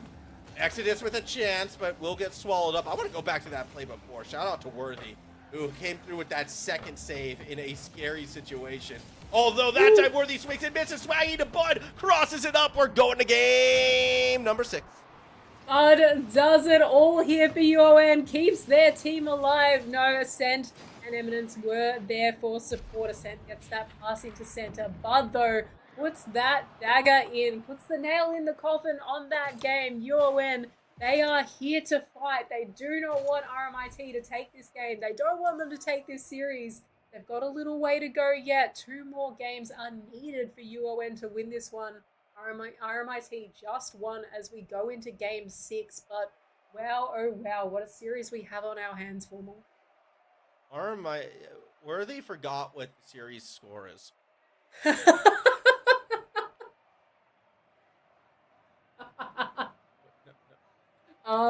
You kind of want to be paying attention to that in the final. I'm hoping that's a joke. Yep. Nope, it wasn't. It wasn't. Oh no. Oh no. Worthy may have thought that UON were in the lead when Bud said 3-2, not realizing that they were on match point that match. Maybe that would have changed the intensity a little bit, but you gotta pay attention to that one. That's I mean, I guess when you're focused, you know what I mean? You're almost better off not knowing the score, just taking things one game at a time, right? And then you stop playing when the coach blows the whistle that the play is over. That's how it. I don't know. That's what you do in Gridiron. It's the idea is you keep playing until you hear the whistle. That means stop. So nothing else matters till you hear that whistle. First goal goes to Eminence.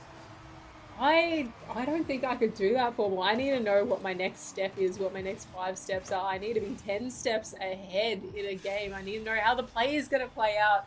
I think that's why I enjoy casting. It makes kind of reading those plays and recognizing that interesting. UON, 5 seconds in, they're the first ones on the board.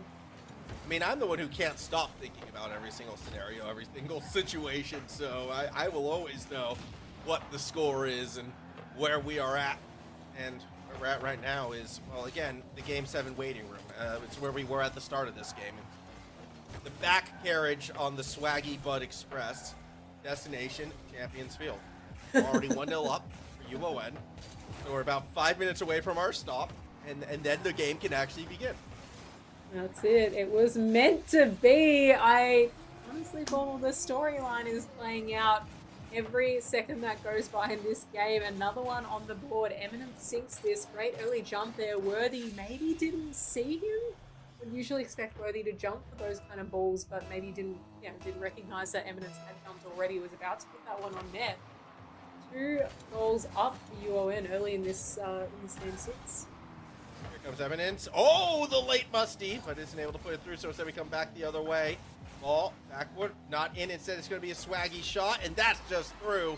3 goals in the first minute of play.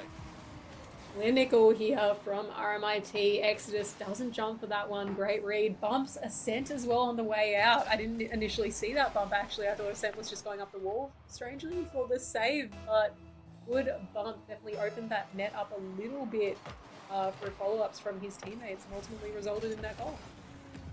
Exodus, backboard, not in. Bud will corral it and keep it away. Here comes Swaggy now. And through the backboard, underneath, Worthy has a peek, but it says left for Exodus, who just touches it towards the goal and set. Will collect. Back across to Eminence, who wants to take a shot, denied. It's a dunk from above. Now it's going to be Worthy down, but not through. Ascent with the clear now to that backboard. Exodus jumps as well. Ascent trying to follow up. Eminence with the shot. It is shot after shot after shot at the moment, but Worthy's going to take it back down the other way. Tries to out-dribble Bud, who reads that play very well.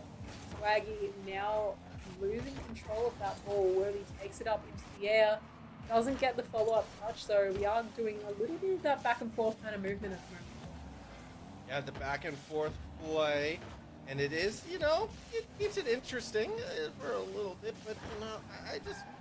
This is whenever you get in the back and forth rhythm, that's when I want to see the depth, right? That's when I want to see something to break that rhythm up. And to these teams' credits, it actually has been a more physical game than most AEL games, but I want to see it again. I want to see even more non-stop demos. Start demo chasing, because we already know we're going to Champs Field. Right? I'm sticking with that joke. So just demo chase, Destruction Derby till the end.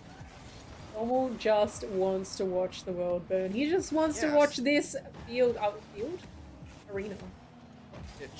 Pitch. That's the word I was looking for. I can't word anymore. Formal wants to watch this is more of a parking lot, to be honest. Actually, you're not wrong. Come to think of it, come to look at this one. It's not the cleanest looking map, I would say. Listen, that was a clean shot, though. That was classic Rocket League as he puts that one on net and puts EuroN up by 2. Yeah, 3-1. I have to agree with you, though. Like, the Neo Tokyo map can use some renovations, although it has been renovated. There's been, like, the arcadey one and things like that. But this particular map, like, all the cracks in the pavement, the paint's coming undone, looks unpleasant. I don't know. It's wet, cold. Go inside and drink warm boba. I think it brings out the character formula. It brings out that kind of vibe of street ball. The players, they gotta play dirty on this map. They gotta go for those demos, go for those air dribble bumps. That's the kind of thing this map brings out of players. Not the shiny, perfect little polished little maps. No, not at all. Yep, as we do see Bud keeping things up high, and then as a set, tries to dribble across the middle of the field. Will look to stay behind it. This ball gets jammed down in the corner. Swaggy. Cross to Exodus. Gonna go across the middle of the field. Bud's challenge misses out. It will be Eminence instead, keeping it in the corner. Still may have to go. 3-1 score line. Sent. Go play to the middle. Not quite there yet.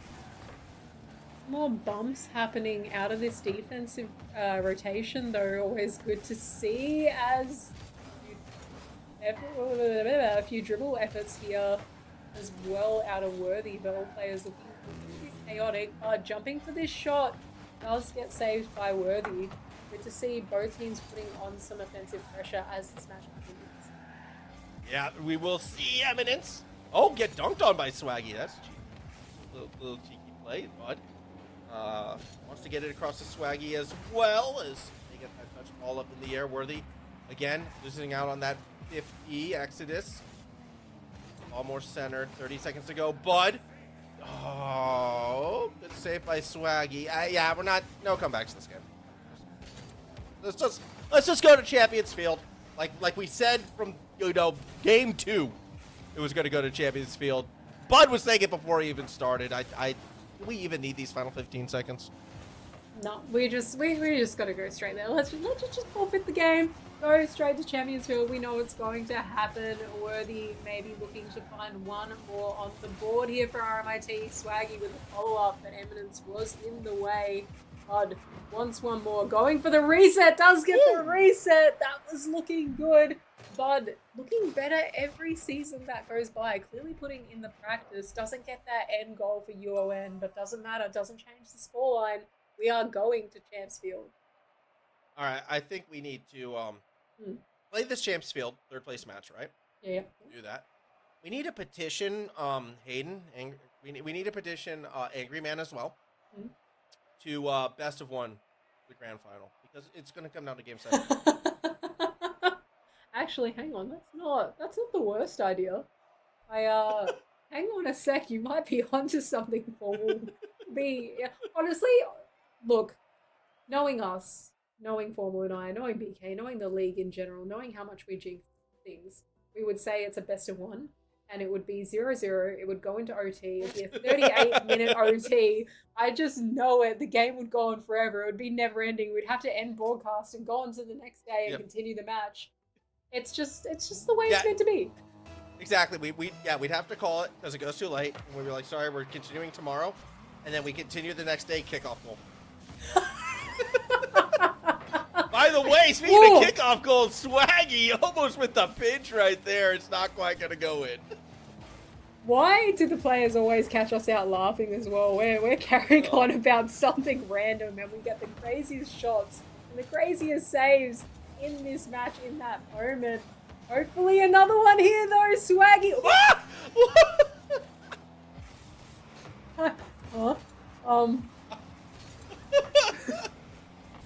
Good save, my bud. Good job. Good defense. Well great.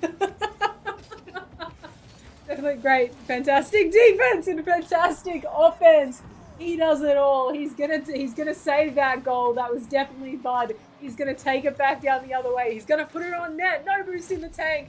Beats Worthy there as well. UON up by 1 on Champs Field. I can't believe RMIT let Bud make that shot after he blew all of that boost from those amazing saves. Crazy stuff. 1-0 lead though. UON gonna be super happy with that. AEST now wants a crack on it. Worthy will shut it down, but it's Bud from underneath across to AEST. Shot isn't on. It's Evidence. 2-0 up. It's all UON.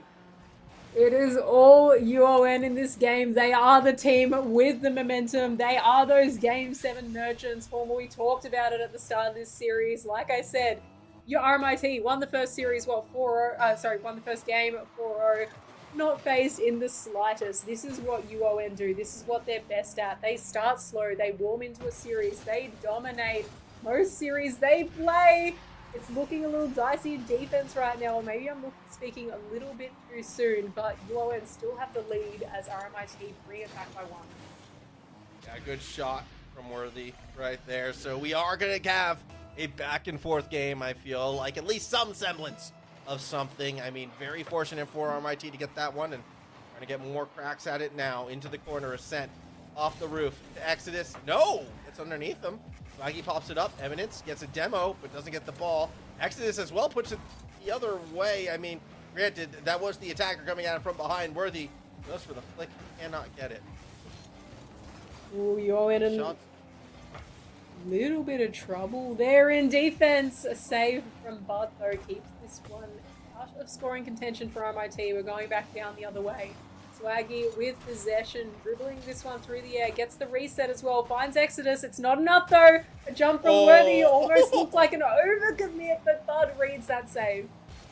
That was a big time moment for Bud right there. I thought Worthy had the goal for sure, especially considering the form they were in earlier in the series. Swaggy backflips, but it nearly works out.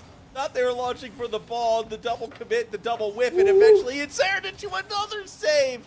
Worthy just can't get it through. I feel like I'm on panic stations right now, Formal. I'm sure UON are in defense right now. I keep jumping in my chair every time these saves happen, but they are good saves. They are last-second saves. The shots are good out of RMIT. It's just not good enough to best UON's defense in this moment. Oh, it has not been, and eventually it feels like something's probably going to have to break. It's just a matter of when, not if, maybe. Because if not, well, it's going to be the series won by UON. Worthy, a second goal, could put it away. They want Swaggy, who might want Exodus, who pulled himself to play. Gives Evidence the time and space to work with it. Exodus now in an awkward spot, has to go corner. AEST is there. That's a good little setup. It's nearly in. Swaggy, nice save. RMIT, they've got 2 minutes left on the clock. They're only 1 goal down, so maybe not panicking just yet, but it is only a matter of time before that clock ticks down far enough and they have to make a move. They have to jump. They have to do something different. The shots are coming on shot after shot at the moment, but they need to break up this UON defense. UON right now just solid as ever in defense in front of this net, making save after save. We need some demos. They need to take a man out of the play or get a counterattack. A long goal, looking good for Swaggy, but he cannot get it. Sorry, that's a good pass, Exodus! Good goal. That is what they needed. RMIT right back in it. into that left corner. Bud not ready for that one. Doesn't matter. We have a tied game. 1 minute, 26 seconds left on the clock. I have a feeling, Formal, that it's not going to be high scoring. It is going to be a 3-2 game. It's just a matter of who to. It could be Exodus right here, right now. That could be the goal that seals the deal. Not the goal that I would have expected, though. A long shot again as Bud jumps for that one. Eminence off the back of a demo in that corner. Cannot make it to the net in time. 3-2 Formal. I mean, you say, it's not the one we necessarily expected, but if you remember how this series has gone, maybe we should have, right? Because that has been the theme. Oh, no! Oh, that would have been it. Somehow it posts an out. 1 minute to go. UON struggling to stay alive. That absolutely would have been it for UON had that ball sunk. So they are thanking everybody right now for that ball not sinking. Ascent puts it to the roof. Can he get it past Exodus? No, not just yet. Eminence jumps as well. No one in net. There is a shot. Bud jumps for that save though. Still alive in this one. 30 seconds left on the clock. A shot from Exodus. Eminence almost puts it in from the own goal. I'm panicking. Oh my, that would have been a horrible way to put it out of reach. Instead, UON, they have a sliver of hope. But how long will that hope last? Ascent's just going to throw up a lobber. It bounces off the roof. Swaggy barely gets it into the corner, but there still is a chance. UON, 5 minutes, doesn't stay behind the play. They didn't have the boost, so now they've got to go the distance. 8 seconds, one last chance. Eminence up to Ascent. Is intercepted by Exodus, who should be able to get it to the ground. He doesn't. Ball's popped up. Eminence versus Worthy. Worthy gets there first. Nobody's underneath except for Swaggy, who tries to play keep away. Ascent now off their own backboard. Worthy wants a double touch to end and finds it. That is the series. It's going to RMIT. What a way to end the series as well. Worthy with that double. A fantastic goal to end it right here. Great job from RMIT. They finished that off in style, in fashion. GG's in the chat. UON, it's disappointing, but they played their hearts out for me. They did. They really, really did. A great series. I mean, back and forth all the way. And I mean, yeah, it's a shame someone had to lose it. RMIT, though, get it done. Game 7. Wow. Well, both, honestly, it was one of those series, Formal, where either team was so deserving of that win. RMIT obviously finished it off in the end, but I was on the edge of my seat that entire series. It could have gone either way. I would have been happy to have gone into an interview with either, I'm assuming, either Bud or Swaggy. It's probably going to go one way or the other. The favorite child was going to appear on cast, but yeah, well, what a great finish from RMIT. Swaggy Station, we knew it would get off on camp, right? That's how it was. And congratulations again to both those teams. Should be getting the interview set up, hopefully, quite quickly with Swaggy, because I'll be keen to have a word for them. But as we take a look at our brackets, we still have one more game. One more game to do. Doesn't feel like it, does it? I think after two best of sevens, going to game 7, going to Champs Field, plenty of OTs as well, plenty of exciting moments. It feels like the night is long, and it may be even longer given that last series, our grand final of the night is looking like an exciting one as well. But as everyone can see here, our semi-finals up on the board. For our playoffs, our third place match just happened between UON and RMIT, who took the win. Yeah, so that is going to be a fun one. It does look like, though, we have Swaggy here with us now. Congratulations on the third place, Swaggy. I know it wasn't, the first place battle, but it still was a champ field situation. Still was a close win. That's got to feel nice. Yeah, it does. It does. With a bit of a scary one, but we got the win in the end, and that's all that matters.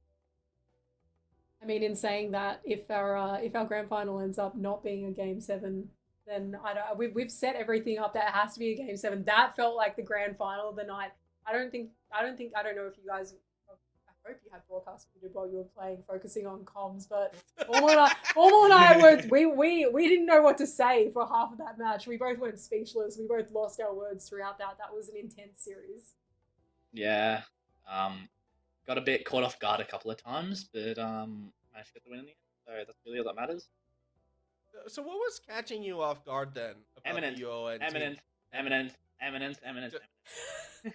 Okay. Just eminence. Just fair enough. All right, easy answer right there. I mean, a couple of those, underbody shots were pretty slick. Let's get to the important questions though, because there's been a lot of allegations about this group project, about it was done, it wasn't done. You pawned it off to other people. What actually happened with that group project? I want the full detail. It got finished. It did get finished. And I did do my part before the due date. That's all that matters. Do we get to know what the grade was?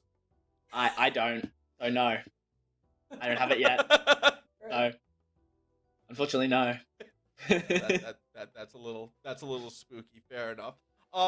Look, season was, I would call it successful from a non-competitive point of view, but I feel like you're a competitive team, competitive people. Third place. Does it leave you hungry for next semester that you can take it that next step up, get to that final, and maybe even win the Elite Series? Well, unfortunately, I'm not playing next semester, so why even hold the Elite Series then? I'm just deferring for 6 months. I've got some personal things to deal with, so yeah, I won't be in uni. I mean, that's fair enough. Sorry, Margie, go ahead. No, all good, all good. Now I feel like I'm not coming in with a very important question, but it's important to me. And I'm going to break the fourth wall first and let everybody in chat know that our VC has been renamed to Swaggy Station, courtesy of Formal's little name tag there. But I've got to ask, you've been hard. We've interviewed you before. You've been here before with us, and you've been hard on yourself in the past with your gameplay. Did the car choice make a difference this night? If I was in the Ripper, I would have played 10 times better. I'm just saying. I'm saying it right here, right now. I like that, and I think that's a good place to end it. Again, congratulations on the third place. We'll miss you next season for sure, but hopefully maybe next year we'll catch you back out there on the pitch. Indeed. Thanks, Swaggy. On that note, we are going to be going straight to a break because we still have our grand final, and of course, we're going to be starting maybe a little later than expected. So we're in a hurry to kick this one off. One more series for the season. New South Wales versus Macquarie, a rivalry as old as last year.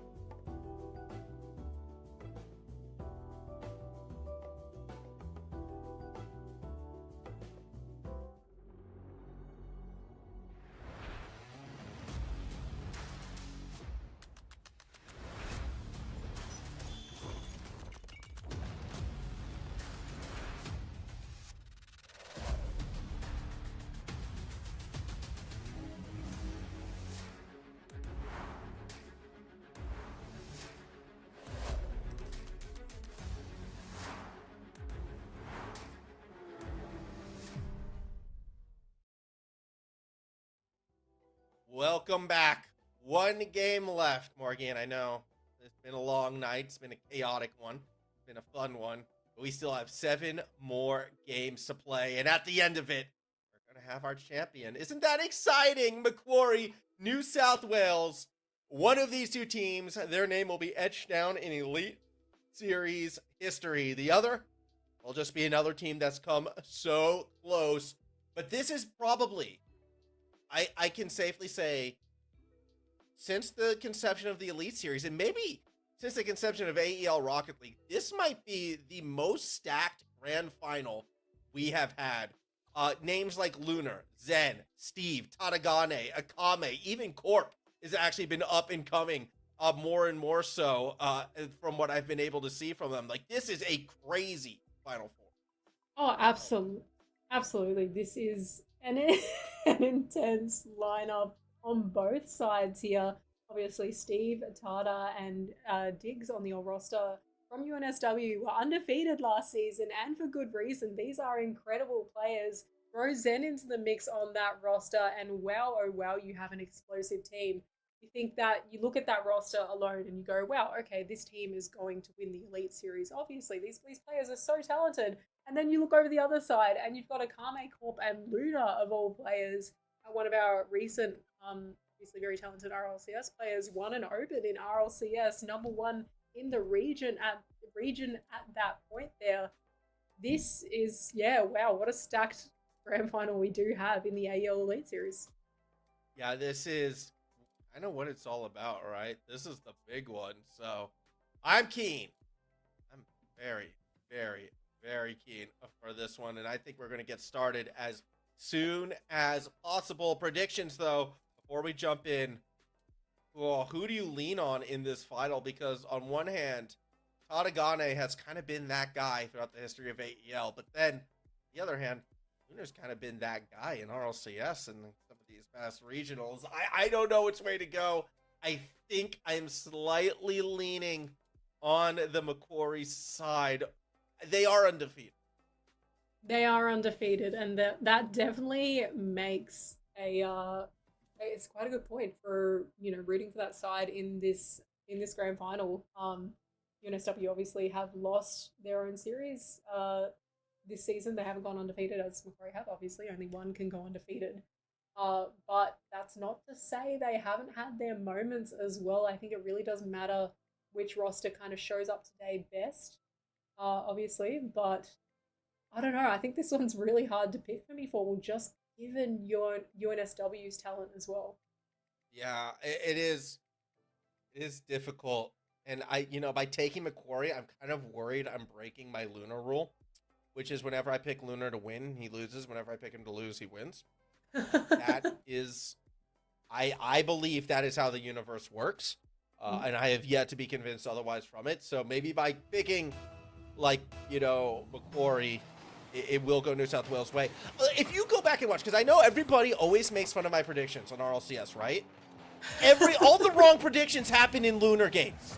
That's the one constant that everybody seems to overlook. It's always the Lunar games. So, I don't know. We'll see how this one goes. We'll see. So that means UNSW is coming out the winners of this series? Maybe. I don't know. I'm sticking with my Macquarie pick, though. I think they should have it. I mean, look at that air dribble bump. It's beautiful. Tadagane, though, still back for the save. Steve, with a little bit of control here, gets rushed by Corp, though. A shot from Luna goes a little bit too wide. Akame had pushed up as well, but a half flip, and that Steve gets him back to defense in time. We're seeing some pressure out of Zen, though. Takes out a defender. Luna, with a diving save, holds that ball on the line. Manages to get it out for his side. Okay, next thing I kind of want to bring up a little bit, though, to sing some praises to the other side. Tadagane recently has been popping off in the ones events that have been going on. Just on the down low, Tadagane's some good results there. So more respect, I think, needs to be put on the Tadagane name when it comes to playing Rocket League right now. Still a 0-0 game. Speaking of Tadagane, they try to go backboard. Lunar kind of corrals it and keeps it in the corner. Alme Nobu's chasing this one, and Steve does put it over to Tadagane, looking for that pass. A couple of UNSW players in this midfield right now, trying to keep this ball in their possession. Zen does well, looking for that side wall redirect. Field does do so, but Akame is there to read that. Katagane with the flip into that corner. It centers that ball. Luna's there though. A lot of possession swap at the moment. Yeah, real back and forth way to start this game, and I do expect this series to be a lot lower scoring than a lot of our past ones if these two teams are going to be playing at their peak and treating this series as seriously as I believe they will. It will be a series of moments. It will be a series of, you know, 1 or 2 goal games on the regular. So the fact that we are taking a while for that first point, not too surprising. Corp, a bit of a swing and a miss though. Steve will continue to slow play on no boost. All set up for that 50, yet no one was there to follow it up except... I think you are right, Formal, that it will be low scoring. Every single goal counts. Every single touch matters in this series. Luna's going to get the demo there on Steve. Maybe, I don't know if that was all too intentional. Katagane is trying to take it back down the other end of the field. He's got 1 to beat now, 2 to beat, sorry, with Akame there. Does get the block. Steve takes the shot, but Luna got the save. Good save as Katagane are able to get that again. Might have a chance right here, straight down the middle. It's not through. Lunar save on the line. Was looking good there. Steve with the centered ball. Katagane with the shot into that top left corner. Our first team on the board in this grand final match is UNSW. That didn't take too long. Good shot in goal. New South Wales happy with the start. 1-0 lead. Of course, it would be, you know, Katagane finding that point. And all right, let's see if, you know, Corey can respond. That's it, looking to here, but Corp unable to take that shot with UNSW diving for that ball. Gone from the sidewall now. Katagane gets the clear upfield. Steve is seeking that ball. Doesn't get the touch though. Luna gets bumped. Just making that clear. It's not out of danger just yet though. Akame does get it downfield. Yeah, well, actually, now it could be dangerous on the other side because Corp still sticking with it. Finds a great pass out to Lunar. Double touch. Is it in? No. Akame just misses. Corp can't find the shot. Defense is able to recover. Zen gets on out of danger's way for now. Steve, though, almost looks dangerous there. Zen, that would have been a really cool free flip redirect on that one. Zen with the centered ball again. Corp hot on this ball right now, though. It is looking like it's only a matter of time before this ball sinks down the other way. I think there's still a good chance for OT. Steve, though, doesn't get that shot past Luna. Yeah, and, well, now Steve is going to have to turn that into something of a pass, actually, to Katagane. Steve stayed forward, left it for Zen, who couldn't find the ball through traffic. Steve actually has to stay on the play. Akame's the one who keeps it high. Just over 30 seconds to go. Corey still looking for their first point. It could be a 1-0 game 1 as Katagane gets some space across the middle. Trying to get this ball past Akame as well as Katagane on this corner of the field. Luna just taking this one slow, buys a little bit of time. Didn't really need the full boost pad, but yoinks it anyway just to make sure no one else can. Well, going for a shot, does. Oh, baby! In the dying moments of the first game, Corp, with help from the demo, puts it through. Well, and help from Zed as well. Still, I thought it was going to go into angle-wise. I had to see it again. That is awful. I think eventually, had there been no players anywhere near that ball and it had 10 more seconds on it, it may have slowly crept in, but it would have taken some time. There could have been a save on that one. Zen just finishes it off the Corp, and we are looking like we're going to go into OT. Yeah, that was awkward. Very awkward. But you know what? Head down. Gotta play the overtime. Macquarie still in it with a chance.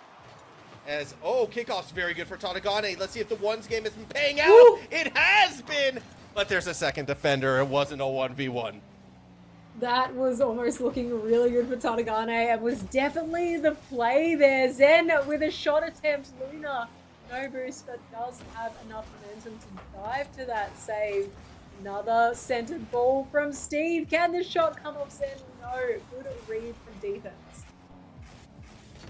see what Luna is going to be able to do. Throwing it back the other way. Katagane back across into Zen. Tries to stay underneath the play into the corner. We go. Ball's going to fall down in front of the goal. Caught by Lunar. Now, Reset. Yep. Into a Mussy. Creates a bit of space. Corp will follow it up. Tadagane corner. Wants to go back the other way. Ame taking this ball to the wall. Zen is there for that read though. Looking for Steve. Can they get a shot off? No, the team play not enough to get it past this defense right now. Akame and Luna playing together. Luna gets demoed. Zen with control here. The ball's going to center. It's looking dangerous. Akame with a shot attempt, but not enough on it. Not enough on it yet. Oh, the demo doesn't really secure too much. Corp now back to the other side. Ball thrown across the Kame. Back flips. Like they could have had a shot there, but that's all right. Still time to go. Corp, that not stay behind it entirely. Ball's going down into center here. Steve and Zen trying to get this one on target, but not just yet. Tadagane with on here. Corp's taking this one into the air dribbling, trying to get it back down the other way. Tadagane with the read though. A lot of back and forth. Maybe a shot here from Luna. It's looking good. It sails in, and Macquarie take this first game. Oh man, nearly 2 minutes into overtime, and if you remember how we got here, the awkward defensive play, Luna are able to secure it, so Macquarie get gifted in overtime, and they take advantage of that situation. First game in the books to the undefeated team. However, if this is anything to go by, Morgan, yeah, we could be doing Champions Field in one night. I mean, the prophecy did read that we would have 3 Champions Fields in one night. So, I don't know. I think that we got to see the prophecy through. Yeah, we just got to see it through. All right. If you have a fast forward button, use it. Use it to get to that game 7. But if you're watching live, like you should be, all right, all of you watching along right now, we can't fast forward. So we're gonna enjoy the journey back to Champions Field. That is where the Swaggy Station will stay. Forbidden Temple, our next stop. As Macquarie looks to build on their lead. Jokes aside, momentum might be in their favor after that overtime goal, but realistically, I kind of feel I want to see a bit more explosiveness from the blue side. Definitely, they seem to be taking the start of that match a little bit easy, not creating as many opportunities. Tadagane off the kickoff, 2 seconds in, puts one up for UNSW, the second time in the series, or game 2, sorry, both games so far have been the first team on the board. Yeah, that's a near perfect kickoff. I mean, it doesn't get much cleaner than that. Ball slightly on the orange side. Tadagane puts the car in a position where they can read exactly where Lunar is. Has the right angle. Bada bing, bada boom. 1-0 lead to the team in orange, New South Wales. They gave up that 1-point lead with 12 seconds left in game number 1. Will they be able to hold on to it this time for an entire game? So, one of the things we've been wondering throughout the season, I feel like when we interview both of these teams, Formal, is what's the training? Have you been scrimming? What have you been working on? Obviously, Luna in particular being one of the players who had a little bit more on his plate, Rocket League-wise, to worry about perhaps. But Diggs in the chat, our old champion from last season, has let us know that, sorry, weren't ready for this one, but let us know that UNSW scrimmed for the first time ever today. So maybe it's going to pay off here. Whoa, Steve! Pressure in front of the net, finds the second goal, with the defense rotating back, and they do get caught out. So wait, so Diggs had the dirt on both teams? Technically, yes. By saying Macquarie's not ready, I think that it might have been a hopeful guess, maybe, but... Well, no, because, I mean, he just watched Lunar's interviews, where Lunar says, yeah, I don't scrim or practice or train, or even play the game. Don't do any of that. All I do is win. A la Charlie Sheen. That's all he needs to do, though. That's all he needs to do, is to come into this and win.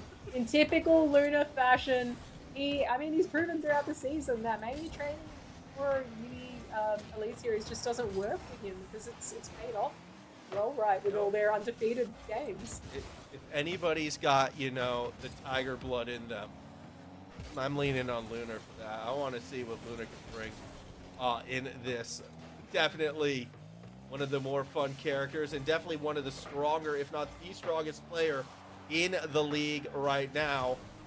Did help the team get the goal to go ahead in game number 1. And it needs a couple big moments now here in game number 2 because it is New South Wales putting the pressure on. Late touch may have saved it. Tadagane, no boost, no matter. It's a 3-0 lead. Nice handoff from Steve here as well. With that, would have had another extra touch off that backboard had he been able to beat those two players. But Tadagane with the follow-up in center, off that touch, off the defenders, sinks the ball again. Tied series, it's looking like this. This may be, but Luna off the kickoff, fights back with one. There we go, big time moment. Another kickoff goal, and that felt like the exact same kickoff as the one that started off game 2, Morgie. Yeah, Luna said, if you guys are gonna do that, I can do it better. Comes back with one for Macquarie. Back to the center we go. Which one is better? I mean, I feel like they're the exact same. I don't know. If Luna wants to do it better, they're going to have to do it again, right? He'll have to do it a second time. Then it will be better. That's how I see it. Because then you get 2 points instead of 1. Either way, Lunar, it's going to find a Kame. That's a good pass. Backboard, though. Not on target. A bit unfortunate there for the Macquarie side. Definitely an unfortunate one. Luna gets a good dunk on that. Corp jumping for this ball. Can't beat Tadagane. Zen takes out Akame. Ball back down this way. Luna getting dunked here. Akame with the follow-up without any boost. It goes past Tadagane. Steve comes in for that save though. I'm like thinking back on like this is the first time New South Wales is together. These are like 3 of the best players in the country. I'm surprised they don't play together more.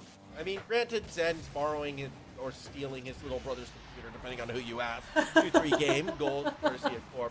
So maybe that has something to do with it, but still, I'm surprised. Yeah, no, I can see why you would be surprised. I mean, all 3 players very, very talented. So maybe not they need the training going into this grand final, but honestly, with both sides having as much talent as they do, you'd want to go into this with some scrims, you'd want to go into this with some training, you want to guarantee that win rather than risk it. You would, as we see Lunar now, looking to put that ball in, not quite going to find it. I just realized, and this is a little off topic, but I miss Steve's old Steve profile picture. I don't think you guys get to see this profile pictures on broadcast, but he always had like this random bald guy, and I don't see it anymore. That makes me a little sad. I miss just the bald guy. just looked for it and I was like, that's still a bald guy. Not the bald guy you're talking about though. Well, no, yeah, it's just like it was a physical bald guy, not generic. No, I know what you mean. And Definitely. Yeah, I don't know. It's a weird one. You know, the more we talk about bald people, the more Corp scores. Keeping us distracted, wanting us to take the pressure off with these, with the casting right now. Puts that ball in. Macquarie and UNSW tied game in this second game. Yeah, this is actually interesting. I mean, I was kind of, thinking cruise control. New South Wales should have it, but Corp, coming alive, powered by bald people. Get another goal right now. Do it. No, not this time. As it said, we come back the other way. That's it. Steve looking for a shot though. Akame does get that save. Tadagane trying to put the pressure back on again. I feel like every time I switch between the two, go Akame to Tadagane, I feel like I'm about to tongue twist myself. Oh! Well, I mean, Tadagane would probably like to say that was Akame, but that shot off the post, not in, a little bit awkward. We could be going back to overtime. Lunar gets in the way of Steve. Tadagane can't go over the top either. Leaving it back to Zen. Creates a bit of space with that touch. Corp keeps it away. Steve gets faked out, but the shot's not on. Corp into the corner. Lets it ride for Lunar. Good save for Tadagane, and we go to our second OT. Interesting that Corp didn't take the shot there and kind of left it for Lunar instead. Maybe that extra split second could have been what they needed to sink that goal if Corp could have put it on target. He's put 2 goals on target this game. Definitely could have been a good opportunity for him to make that 3, but we're going to OT again. Corp with a nice reset. Gets the handoff there. Doesn't get shot. Akame with the follow-up. One more. 1-1 more from Luna. All the pressure was on from all three players in that moment. Steve, Zen, Tadagane all diving for that save, but Luna with the finalizer there. Corey, game 2 formal. Yeah, 2-0 up, back-to-back overtime wins. We knew this was going to be a dramatic final. Can you imagine game 7 with 7 overtimes? I'm just putting that out there, all right? Just throwing that little bit of seasoning in the pot, because that could be the direction we're heading. But first, we got to see New South Wales actually take an overtime, because I'm going to be frank, Morgie. Memes aside, McQuarrie wins this next game, overtime or regulation, that's 3-0 up. That's pretty much series theirs. New South Wales is kind of in a do-or-die position now. They are, but I feel like that would make it even more interesting if they had to fight back for a reverse sweep. And I feel like of all teams to do it, UNSW would be that team. Obviously, they don't want it to get to that point. Obviously, they want to take this next game and prevent themselves from being in that position. But I wouldn't be surprised if UNSW were the team to be able to pull that off. I mean, we've seen Zen do it in RLCS in the last regional. Was able to get it done to get into the top 6. So, yeah, it's very well possible. We've also seen Lunar give up reverse sweeps as well in the semifinals of the 4th regional. Yes, the cards can align to go that way. Was Lunar trying to reset Pogo? What was that? In the moment, it didn't look like it was overly intentional, but knowing Luna, of course it was. Every move Luna makes is intentional, it's planned, it sometimes looks a little chaotic, but it's always got intention. Now that definitely to me that looked 100% intentional, like they were going for something crazy. I want to see that from the team that is 2-0 up right now. McQuarrie looking very good as Zen gonna try to create something the other way. Reset. Oh, can't get the dunk. Zen is definitely flexing the mech in this series so far. You can really see how talented of a player he is. That keyboard one's freestyle kind of style of player that he has been in past. Definitely plays to UNSW's favor with this roster. It's so hard to get some of these goals past Luna, Akame, and Corp when they're so strong in net. Yeah, I mean, the defense should be able to hold as Corp. It's another Corp, our leading goal scorer of the day, by the way, and with such a stacked finals, a little bit surprised to see it falling in that regards. However, that shot was just too perfect. 1-0 lead for McQuarrie. And definitely a very, very vital part of this roster right now is Corp, as the pull-up from this kickoff doesn't go McQuarrie's way to begin with. Luna, for any other player, any other duo, Luna and Akame there, that play with Luna taking it to the backboard, almost looking like it was going to sink in net. I would be worried about any other duo doing that, but of course Luna and Akame can pull it off every single time. Ball is now centered again. Akame looking for a shot, goes a little high and wide. High and wide, not on target. Now ball back up the other way. Luna tries to run some semblance of distraction, but again, Steve was able to stay on it. Tadagane now, sidewall. Stays under the play, cut off. Well, 1 but 2. It's going to be Corp now to the other side. Ball off the wall. Is there a shot? No, Zen. Again, continues to play key play. Low scoring affair still in this series. All games have proven to be exactly that so far. Luna trying to make it 2 though. Gets under 1. Gets under Tadagane. Sorry, Steve dives as well. Zen dives as well. I'm reading too many name tags at the moment. Steve looking to get this clear though. It'll be a Kame, slow touch at first. Zen though, kind of wins out in the end. Ball to the backboard. Luna wants to escort it from one corner to the other. Off the sidewall again, straight into Tadagane. Shot towards the net. Corp will catch. Off the piece of bounce around, not quite underneath just yet. Luna again keeping it in the corner. They still play with the play.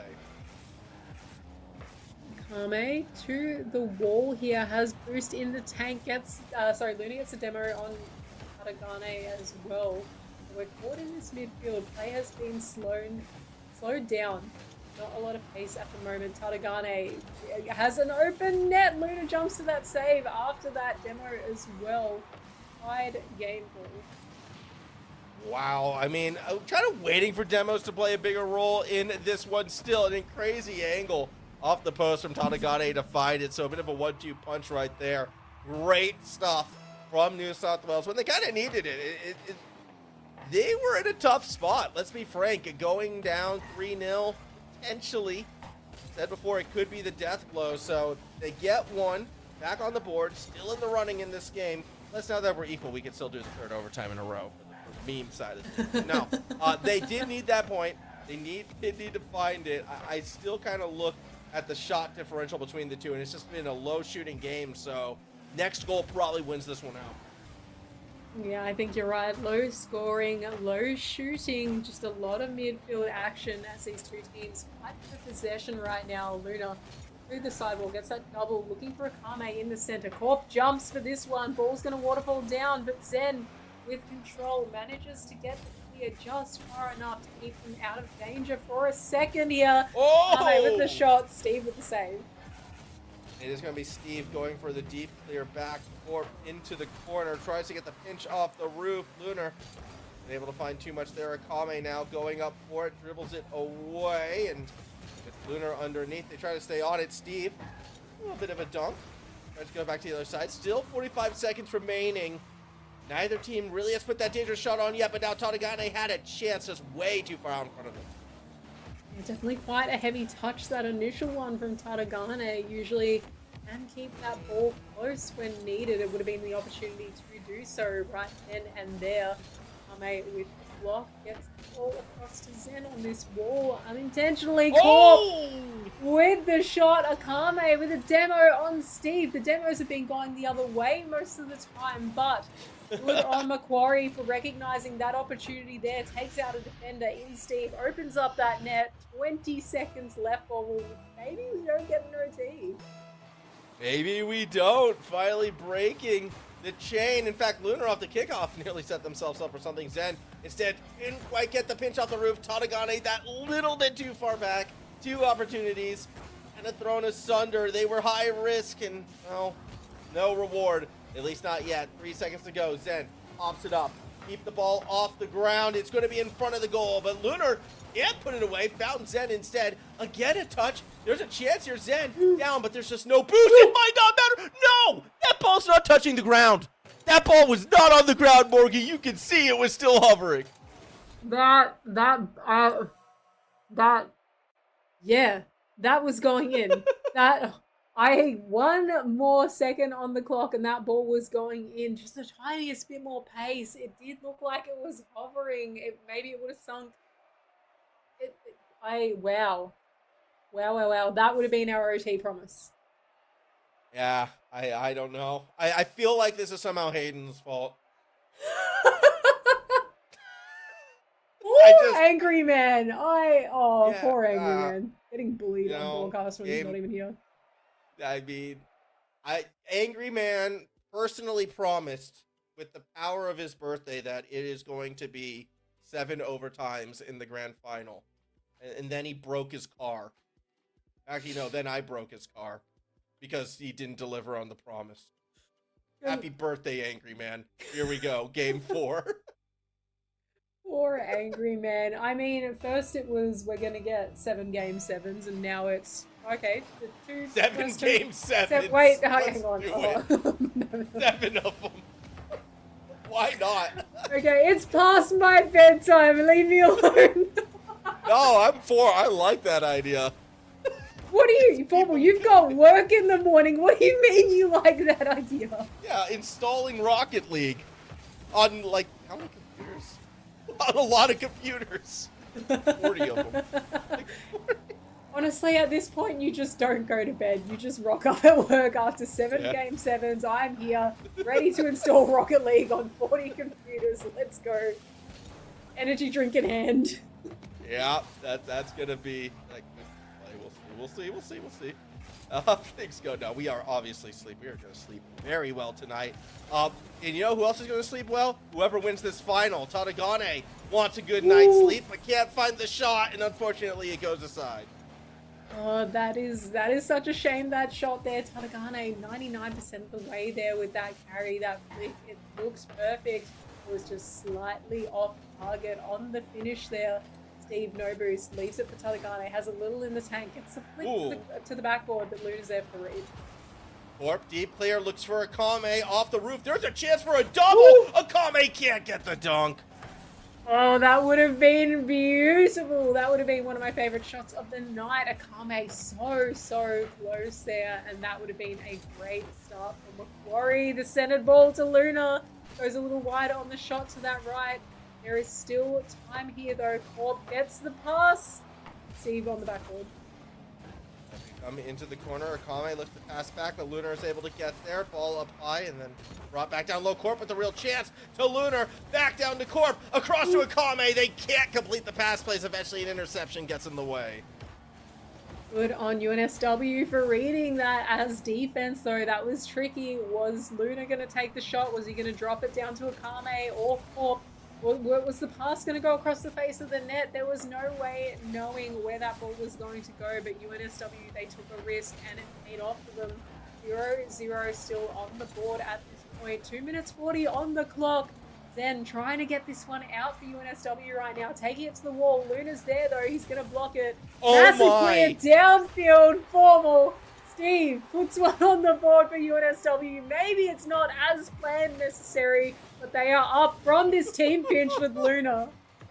Oh, what a pinch for Steve. Fair enough. Hey, whatever it takes to keep yourselves alive.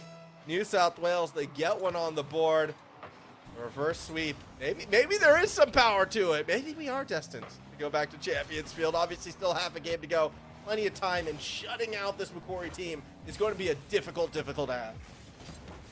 Lee Macquarie, they are hungry. They want this final, they want this win, and they want it quickly. All games so far have been pretty low scoring, so it could end up being the same here. UNSW, they just need to hang on to this 1-goal lead. Usually I'm not one to say 1 goal is possible, but so far in this series, it is a decent lead to have. Yeah, I mean, every point does count. Steve! Oh, 2 goals. I think definitely does get it. That's also somewhat on target. Luna with no boost in an awkward spot. Steve tries to get the pressure on. Instead winds up cornering it, and now Macquarie has to fight their way out of said corner over the top of Tadagane. Zen to the back wall. Ball bounced up to the roof. Zen stays underneath. Does Corp have a chance? Yes. He plays keep away. Akame wants to chase, burns all the boost in the process. Lunar will collect themselves. Is there a bump? No, but there's a pre-jump, and that's dangerous. What a pinch off the post, Steve! Steve, that was an incredible save. It was an incredible shot from Luna as well. The power off that flick. I am at a loss for words. Play after play. This is all top quality here. Luna comes off that roof, gets the musty. There is a demo in net. No defender in sight on that one. Luna, as clean as possible, puts that one in and ties this game. Here we go. Next goal wins this game, and I feel like if it goes Macquarie's way, they win the Elite Series as well. Steve, to try and keep the hope alive for New South Wales, has the ball taken off them from Akame. Lunar now driving it all the way back into the corner we go. Lunar staying on the play, dropping it down, not to Corp, but instead to Akame, who's a little bit further back, has to go corner instead. No opportunity for anybody yet. Lunar just plays underneath, and the ball does get cleared to the midfield line. What a game this one has been. Luna with the EU off that backboard sends it way downfield. Tadagane getting challenged by Akame there. Or jumping with Zen on that ball. Luna's there to finish off that clear though. It's looking like UNSW starting to put the pressure on. They want a goal now. They want to stay alive in this series. They want to take this game off Macquarie. They do not want to get swept. But if time has it, we will go to OT again if no one scores in the next 15 seconds. We'll see. Akame down. Oh, Zen. Second touch is able to find it, but still Corp stays midfield line. Now it's their turn. Towards the net. Tadagane, the lone defender, gets a touch on the ball, but underneath. Lunar with a chance. Steve dives, makes the save. Ball still up for grabs. Here comes Corp, but it's on the ground. We go to OT. Fantastic read by Steve on that one. Luna is a hard player to read, and Steve stayed composed, stayed low, wouldn't let Luna fake him out, and saved that goal, saved that opportunity for UNSW to stay alive in this. We're going to our third OT out of 4 so far. Well, sorry, our third OT out of 4 matches so far. Definitely both teams fighting hard in this one. Yeah, that they are. I mean, you have to if you're on both teams. Put it away, Tadagane. We go to game 5. That's it. It was not to be a sweep. It was maybe to be a reverse sweep if UNSW have it their way. Tadagane sends that one towards net, rockets it past Akame, and UNSW, they're still alive yet, Formal. They are still alive yet. So, New South Wales up 2-1 in that game. Still have to win 3 more, though, Morgan. Still have to win 3 whole games more, and it seems like such a tough ask. How hard they fought even to take that one, we will see, but we've seen crazier things. So who knows? Who knows? Who knows?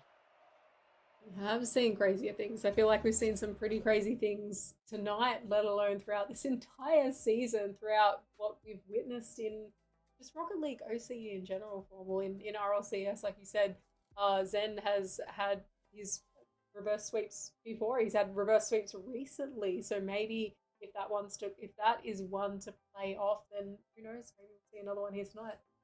Maybe we will as we get set up to go to the Aquadome. This is going to be a very interesting series for sure. We are doing the RLCS map. Aquadome. My opinions on the. It's peaceful. It's nice. It's quiet. It doesn't wear a. It's just not. No, of course not. It's missing the eggs, Formal. I know your opinion on this. I know where you stand on Aquadome, and it is missing the eggs. It is missing the cheerers, the viewers of this match who make all the difference for the players when they're on field. So, just not the map, is it? Can't let Macquarie take it in this way. I do appreciate, though, every single time you see, like, oh yeah, this game is like, you know, Psyonix is from San Diego. Because this, it looks like, you know, what it's the ocean. This looks like a Southern California Pacific Ocean. Minus the ruin. But, like, you know, just like the kelp, the watercolor, the cadence of it. It's very nostalgic for an old Californian like me. 1-0 Akame. Yeah, it's harder not jumping for that one. Doesn't beat Akame. Zen forward post there on net. Maybe had Zen been back post, could have made the dive for that save, but just a little awkward in that moment. Maybe expecting Harder to take that jump. Maybe not realizing that Akame was going to be able to steal that possession. Either way, Macquarie are up early, but it doesn't matter. It's not going to last long. Zen's coming back in to equalize. And that's going to make it a 1-all game. Zen, that's a good shot in front of Corp right there. A little awkward seeing Corp on full boost still. They were going supersonic, so I guess it wouldn't be aesthetic. But still, I like aesthetics. Either way, it was a great touch from Zen, tie ball game. And now Lunar, oh, that fake. Oh, a fake again! Lunar! 2-1! All about the fakes night. I feel like we've seen fakes more than we've seen other versions of Mech. Steve jumps this time, didn't jump last time, knew what Luna was going to do. This time doesn't recognize the double fake there. Luna puts that ball in with ease. And now with a 2-1 lead, Lunar looks to throw it down to Akame, but can't because Tadagane gets in the way. Corp looks to dive back, then underneath, ball through the corner, up for grabs. It is going to be Akame there. Corp wants to get underneath, but yep, ball falls down. Now to the opposite corner as well. This is a quick few games we've had. Quick few games. I'm really starting to lose my mind. A quick few goals we've had early on in this game, probably not in fashion or in line with the other games we've had so far, which have been pretty low scoring right down until the last second, right down until the OT clock hits as well. So I'm a little unsure right now as to whether that pattern will hold out for the rest of the game, whether we will have a higher scoring game or whether this may be it until we go potentially to that OT, or if Macquarie can hold this lead for the next 3 minutes. I mean, it's a long lead to hold against an explosive offense, and I kind of say that about both these teams as well. Possible, absolutely, but a challenge nonetheless. Still 3 minutes on the clock, and it will be Steve. Oh, swing and a miss. Tadagane now has to be very careful. No boost in the tank, really. Tries to get power off the pinch. It does get Corp off balance, and Steve will be able to get the diving touch. Nearly a pass to Zen. Steve still on the play, but Lunar gets it to the goal. Still looking like it's in a dangerous position, and it is. The demo Tartagane on court takes that player out of the play. Kame was in the corner there. Luna as well was a little awkward on the side of that net. Easy thing for Steve to then put that ball in. 2 apiece we have now. All good stuff going both ways. Kickoff. Ball's in Tartagane's hand as ball gets bounced around back to Steve. Can't quite get the dunk on Akame. Lunar now it's going to be the one who tries to go midfield with it. Zen. Keeping center. He misses. Another awkward touch. Actually sees the ball going towards the back. Lunar now into the corner.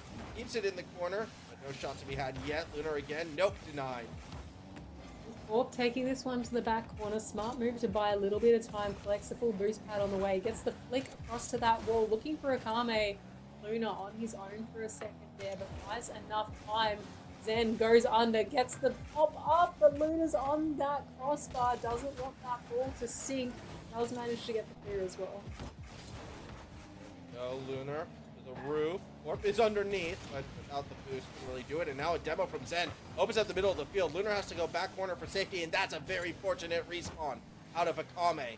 Steve still going to keep the pressure in favor of the New South Wales side, but only for so long. Akame's first touch and second touch both kind of missed, but it's the third that finds contact, slowing the pace down. Lunar still stays on it. Now might actually have to pull away. Pulls away for a split second, but Corp puts that pressure on still. Full boost, and Luna is right there behind him. Luna's looking for that centered ball. Can he find Akame? No, has to rotate off. Akame takes control though. The ball's going to drop down off that roof. Is anybody there? Luna is, but not in a position to shoot. As we do see Corp try to go into the corner. Zen muscles Lunar off the ball. Akame now back there. Corp wants to make a play underneath. He can't, so it's going to be Tartagane to Steve. Great pass, great shot. Lunar, though, still with the save. Saved the boost as well, but it doesn't matter because Zen gets the go-ahead.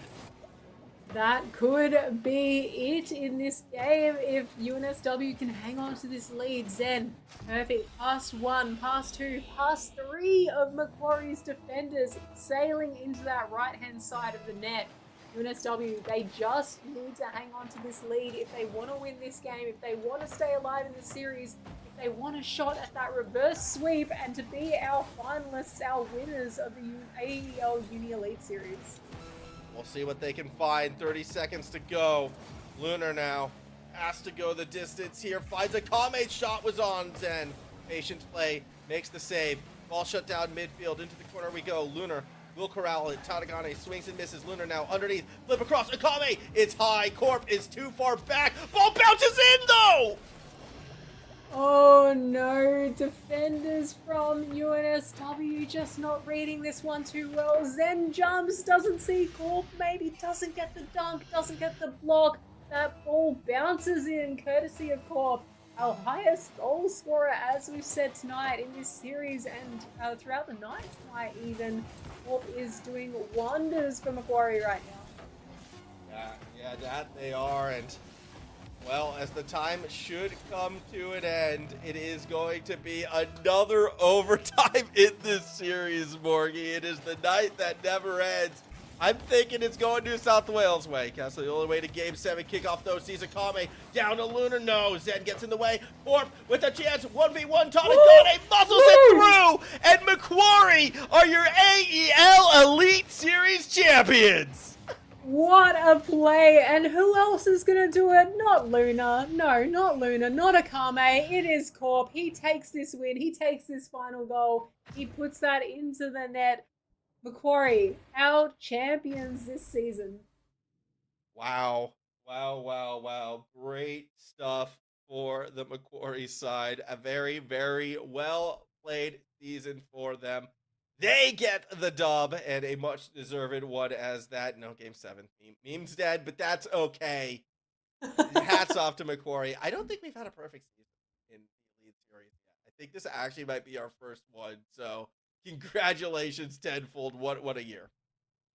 Absolutely. They have played out of their minds throughout the season. They've played out of their minds tonight as well. I think they may be following in UNSW's footsteps. I think UNSW did go completely undefeated, perfect season throughout the season. I have done it before. So Macquarie then following up that, taking down the reigning champs who had held that title in the past is a massive feat. And who else is going to do it other than Macquarie? Yeah, exactly. Well done. A new champ on the block. So, Macquarie, they're going to be happy with that victory. We are going to have a word, of course, with Lunar in just a few moments as well for getting that win. But yeah, New South Wales, since they joined, they kind of took the title from Macquarie for a couple seasons, but now it is back in the Macquarie hands. And as long as this roster sticks together, I think it's going to be tough to take it off. Yeah, it'd be interesting to find out what plans are uni-wise, whether this roster is going to hold together, if we're going to see the exact same roster next season, or whether we will see any changes. I think even if the bulk of the roster stays together, then they are a strong contender still. So good to find out when we get to this interview for sure. Long to get into, but oh man, what a night! What a night! It was we got a lot of Rocket League in tonight, Morgie. That was games. Me going into tonight thinking best sevens possible, sure, but only 3 series. This will be an earlier night. This will be a decent bedtime. Maybe I'll actually get a good night's sleep for once. No, of course, no. Yeah, it's got to be a good one. Either way, we have him now, the man, the myth, the legend. Now the AEL champion as well. Lunar, first of all, congratulations on getting the win and a perfect Elite Series season. How does it feel? Feels good. Feels great, guys. No, feels good.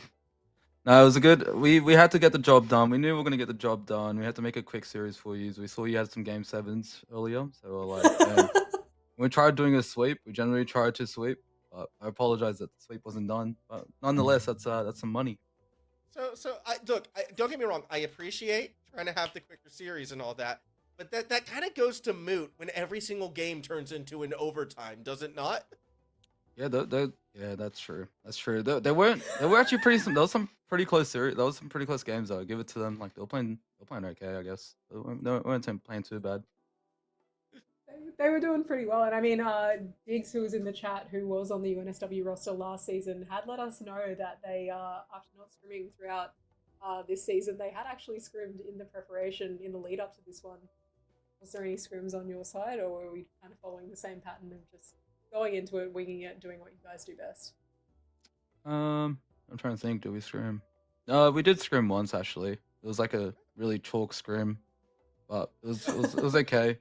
We scrimmed. Oh, it was yesterday actually, or 2 days ago. I can't remember. We just did like one scrim yesterday or the day before, just going into this just to chill, have fun, just to get the mental up together. Not really the gameplay, just the mental side. So when we came in today, we'd all, uplifted, ready, kind of have a little bit of chem. And no, we knew today. We knew coming into today we were gonna win. We were just all full confident, honestly. So I have to ask because I'm familiar with your game, obviously, and I finally broke the curse. I know you don't care about it, but every time I pick you to win, you would lose. Every time I pick you to lose, you win. I picked you to win today. You won. So thank you. We've broken the curse. So now I can safely predict you in the future and not curse you. All right. That's good. That's good. So that's good. Also, though, I know your game. I know Akame's game. Corp is kind of a newer name to the scene. What is his sort of how does he fit in? Where do you see him going as a player? Is he going to be a future RLCS, big gun? Is he, that up and comer? Where does he sit? He has potential. Definitely think he has potential, and he's got some. Now he's got some experience behind him a little bit playing with Akame and myself. So I think he definitely has potential. I'd say I could see him making top 16s consistently next season, pushing honestly a top 8 depending on the team he finds. As long as he grinds, there's a 6-month off season, so who knows who's going to be at the top or even in the top 8 or in the bubble next season. Plenty of time for things to change, but yeah, definitely agreed. He's played fantastically tonight. Had a lot of goals to his name on that scoreboard throughout the night, so it was definitely really good. I guess kind of off the back of that, I got to ask, what's the future for the roster for the Macquarie side? Are we going to see the same roster next season? Are there any changes you guys have in?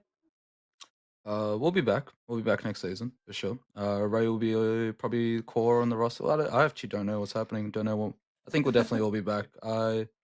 Still think we've all got a few years in us, a few months in us, a few semesters in us. So yeah, we'll see all the years back as well. Excellent. So does that mean too, because we were talking about like, long off season, hard to stay focused throughout it. Are you going to be sticking with the game through the off season? We're going to be focusing up for next year, both I guess for AEL, but also for RLCS.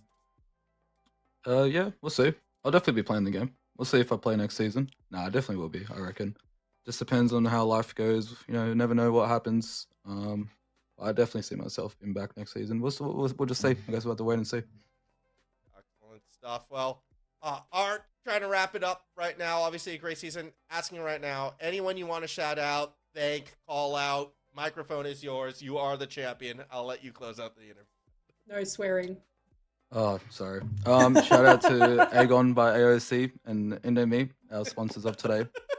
And also our manager, Soph. She helped out, got everything scheduled for us, made sure we're all on time, made sure she did all the subs and everything. And also shout out to my team, I guess, as well. Like Ray, Corp, Akame, they sat in the backpack, did what I told them to do, and we got the job done. Excellent stuff. Well, again, congratulations, and we'll see you next season. I'll see you next season, guys. Thanks, Luna. There you have it, Lunar. Doing our job for us, Morgie. Yeah, doing exactly. our job for us because as great as this season was, it would be nothing without our sponsors. AGON by AOC, the #1 gaming monitor brand in the world. AGON by AOC provides best-in-class monitor solutions for gaming and all other needs. And Indomie, the noodle partner, made with high-quality flour, selected ingredients and spices. A plate of Indomie McGorring will certainly brighten up your day. Try any one of the flavors available today from your local grocer or at indomie.com.au. Thank you to them. Also, do make sure to follow AEL socials. You can find us on X, Twitter, whatever you want to call it, Facebook, Instagram. We are there. There are still, I think this is the final week, right? So I'm assuming all the Elite Series are coming to an end. And then we got that, semester break before we do it all again next semester. Of course, got to find some new champs. See if Macquarie can hold on to that crown. Maybe UNSW are angry that they've lost it this time. Maybe they want to seek that title again. They want to bring back their status as champions of this league, or maybe we'll see some roster swaps for them. That's always exciting. We did see them this season. Maybe we'll see an entire new champ next season. Who knows? But that's always the fun of casting these. I know. I mean, look, as long as that roster sticks together, I think it's unlikely. But we'll see. Either way, a shout out and thank you as well for everybody who's tuned in. The AEL staff who keeps this thing running, on production, BK, celebrating his birthday in a broken car somewhere on the Pacific Highway, angry man. Also, shout out to the casters who came in on the days where we weren't able to make it. Matt C, Tony, big thank you to the two of them. It's been a fantastic season, and thank you, Morgie, for sharing it with me one more time. No, thank you for being here with me, Paul. Always a pleasure to cast with you, and it's always exciting to cast this league, so happy to be here. So it was a blast, and until next time, be your best self, both on and off the pitch. See you then.